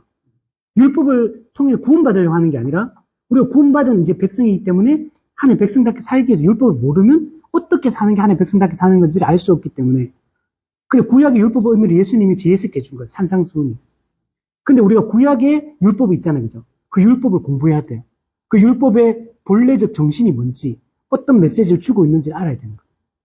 그래서 사실 우리 율법 자체를 많이 공부를 안 하거든 지금. 그죠? 우리 신약이 복음 중심으로 하잖아요. 그래서 우리 목회자학교에서 이제 율법 공부를 이제 과목이 만들어져요. 율법 자체를 의미들을 알아야 되기 때문에 되게 중요한 거예요. 자, 그래서 빛을 따라가라. 그래서 눈에 보이는 불빛 따라 계속 앞으로 가야 돼. 그러니까 멈추면 안 돼. 근데 중간에 어떤 일이 있는지 그만 이제 뭘 해야 되는지 알게 됐잖아. 그럼 저 빛이 있어. 저 빛만 초점을 저기만 봐야 돼. 저기 보고 이제 계속 앞으로 전진. 여기 보세요. 계속해서 곧바로 올라가십시오. 빛 보고 그러니까 우리의 시선이 눈의 초점이 빛을 떠나면 안 돼. 근데 그렇지 가잖아요. 중간에서 세상 지혜자가 와가지고 속닥속닥 여기 또 속닥속닥 고집쟁이 변덕쟁이 속 이렇게 자꾸 하니까 쳐다보다 자꾸 딴 데 봐. 딴 데 봐. 그래서 자꾸 중간에 자꾸 곁길로 빠지는 거야. 그러면 고통이 빠지는 거야. 이 과정이 율법에 빠지기도 하고 세상 지혜자의 말에 속아가 유혹당하기도 하고 수많은 이게 어려움들이 닥치는 거야. 우리는 딴 거 보면 안 돼. 그냥 빛만 봐요. 빛만 보고 계속 가. 그러면 어떻게 되냐? 매일 성경을 통독하고 매일 성경을 DBS 하고 설교를 잘 듣고 교리와 신학을 공부하고 성도들끼리 영적인 대화를 통해서 이런 신앙적 대화를 많이 나눠야 돼. 이게 말씀을 따라가는 방식인 거야. 이 교회가 기본적으로 하는 거잖아요. 그 우리는 교회가 뭘 해야 되느냐? 가장 우리 기본적인 거 하면 돼. 그냥 교회는 예배 잘 드리고, 예배 참석 잘하고, 설교 귀 기울여서 잘 듣고, 목회자는 설교 준비 잘해서 양질의 말씀을 잘 전하고, 또 따로 사람들 모아가지고 그걸 대중 집회로만 안 되잖아요. 그러니까 따로 모아가지고 소그룹 해가지고 복음의 이쪽 가르치고 교회론 가르치고 종말론 가르치고 막 가르쳐야 돼. 사도신경 가르치고 교리와 신학을 가르치고 그 성도들이 빛을 정확하게 보고 따라갈 거듭난 성도들한테도 이 말씀이 필요하고 아직 거듭나지 않았다면 또 이 말씀이 그리스도께 인도하기 위해서는 또 필요한 거예요. 그래서 계속 그 말씀이 이걸 뭐라 그러냐면 그 학자들은 그 종교개혁자들은 이걸 은혜의 방편을 부지런히 사용한다. 이렇게 표현해요. 은혜의 방편, 말씀. 이 말씀을 부지런히 사용해야 돼. 이거 부지런히 누가? 내가 설교 안 듣고, 오늘은 목사님 재미가 없네. 그냥 적당히 듣자. 이렇게 하고. 아니요. 목사님이 설교 잘하고 못하고 중요해. 이상한 얘기만 안 하면 괜찮아. 무슨 얘기인지 알겠죠? 이상한 얘기하는, 올바른 얘기하면 그 재밌든 없든, 뭐, 유머가 있든 없든, 좀 지루하든 하든, 좀 논리적으로 좀 안 맞든, 그게 무슨 상관이야, 그게. 그냥 열심히 들어오면 되지. 그냥 열심히 귀 기울여 들어야 돼. 그 들리면 듣고, 오늘은 목사님 설교 재밌는데, 유익한데, 감동적인데, 아니요. 그냥 귀 기울여 들어야 돼, 그냥. 태도 자체가. 근데 안 그러잖아요, 사실은. 그냥 되게 그냥 분위기를 많이 타잖아요. 자기 컨디션을 타고. 그러면 안 된다는 거예요. 자, 밑에 보면, 그러면 문이 보일 겁니다. 좁은 문이 이제 그때 보이는, 빛을 따라가면, 말씀을 따라가면 좁은 문이 보여요. 그래서 참된 회개를 하게 됩니다. 그곳에 문을 두드리면 당신이 무엇을 어떻게 해야 될지 구체적으로 이제 말해줄 겁니다. 그래서 10편 119편에 주의 말씀은 내 발의 등이요, 내 길의 빛이다. 이렇게 얘기를 하는 겁니다. 말씀, 내 발의 등. 앞에는 다 깜깜해 암흑이거든요. 근데 어때요? 내 발에 등불이 여기 있어, 여기. 여기 있으니까 내가 그 자리 가만히 서 있으면 어떻게 돼? 앞에 어둠이 물러가지를 않아요. 내 발의 등, 내 길에 비치니까 내가 앞에 깜깜하니까 무섭고 두렵거든. 근데 내가 믿음의 발걸음을 내딛으면 요만큼 또 밝아지는 거야. 또 내딛으면 또 요만큼 밝아지는 거야. 신앙생활 이런 거야. 그래서 히브리서 11장에 믿음은 바라는 것들이 실상이요, 보지 못하는 것들이 증거다. 내가 바라는 것 아직 이루어진 게 아니야. 보지 못하는 거 안 보여. 뭐 확신되고 확인되고 감각되는 게 아니에요. 근데 약속하고 있는 약속에 대한 믿음, 성경이 하나님이 그렇게 말했으니까 안 이루어졌지만, 손이 안 잡히지만, 눈이 안 보이지만 믿고 가는 거야. 그냥 이게 믿음이라는 거. 가야지만 앞에 요만큼 밝아지는 거야. 근데 안 가면은 계속 어둠이 계속.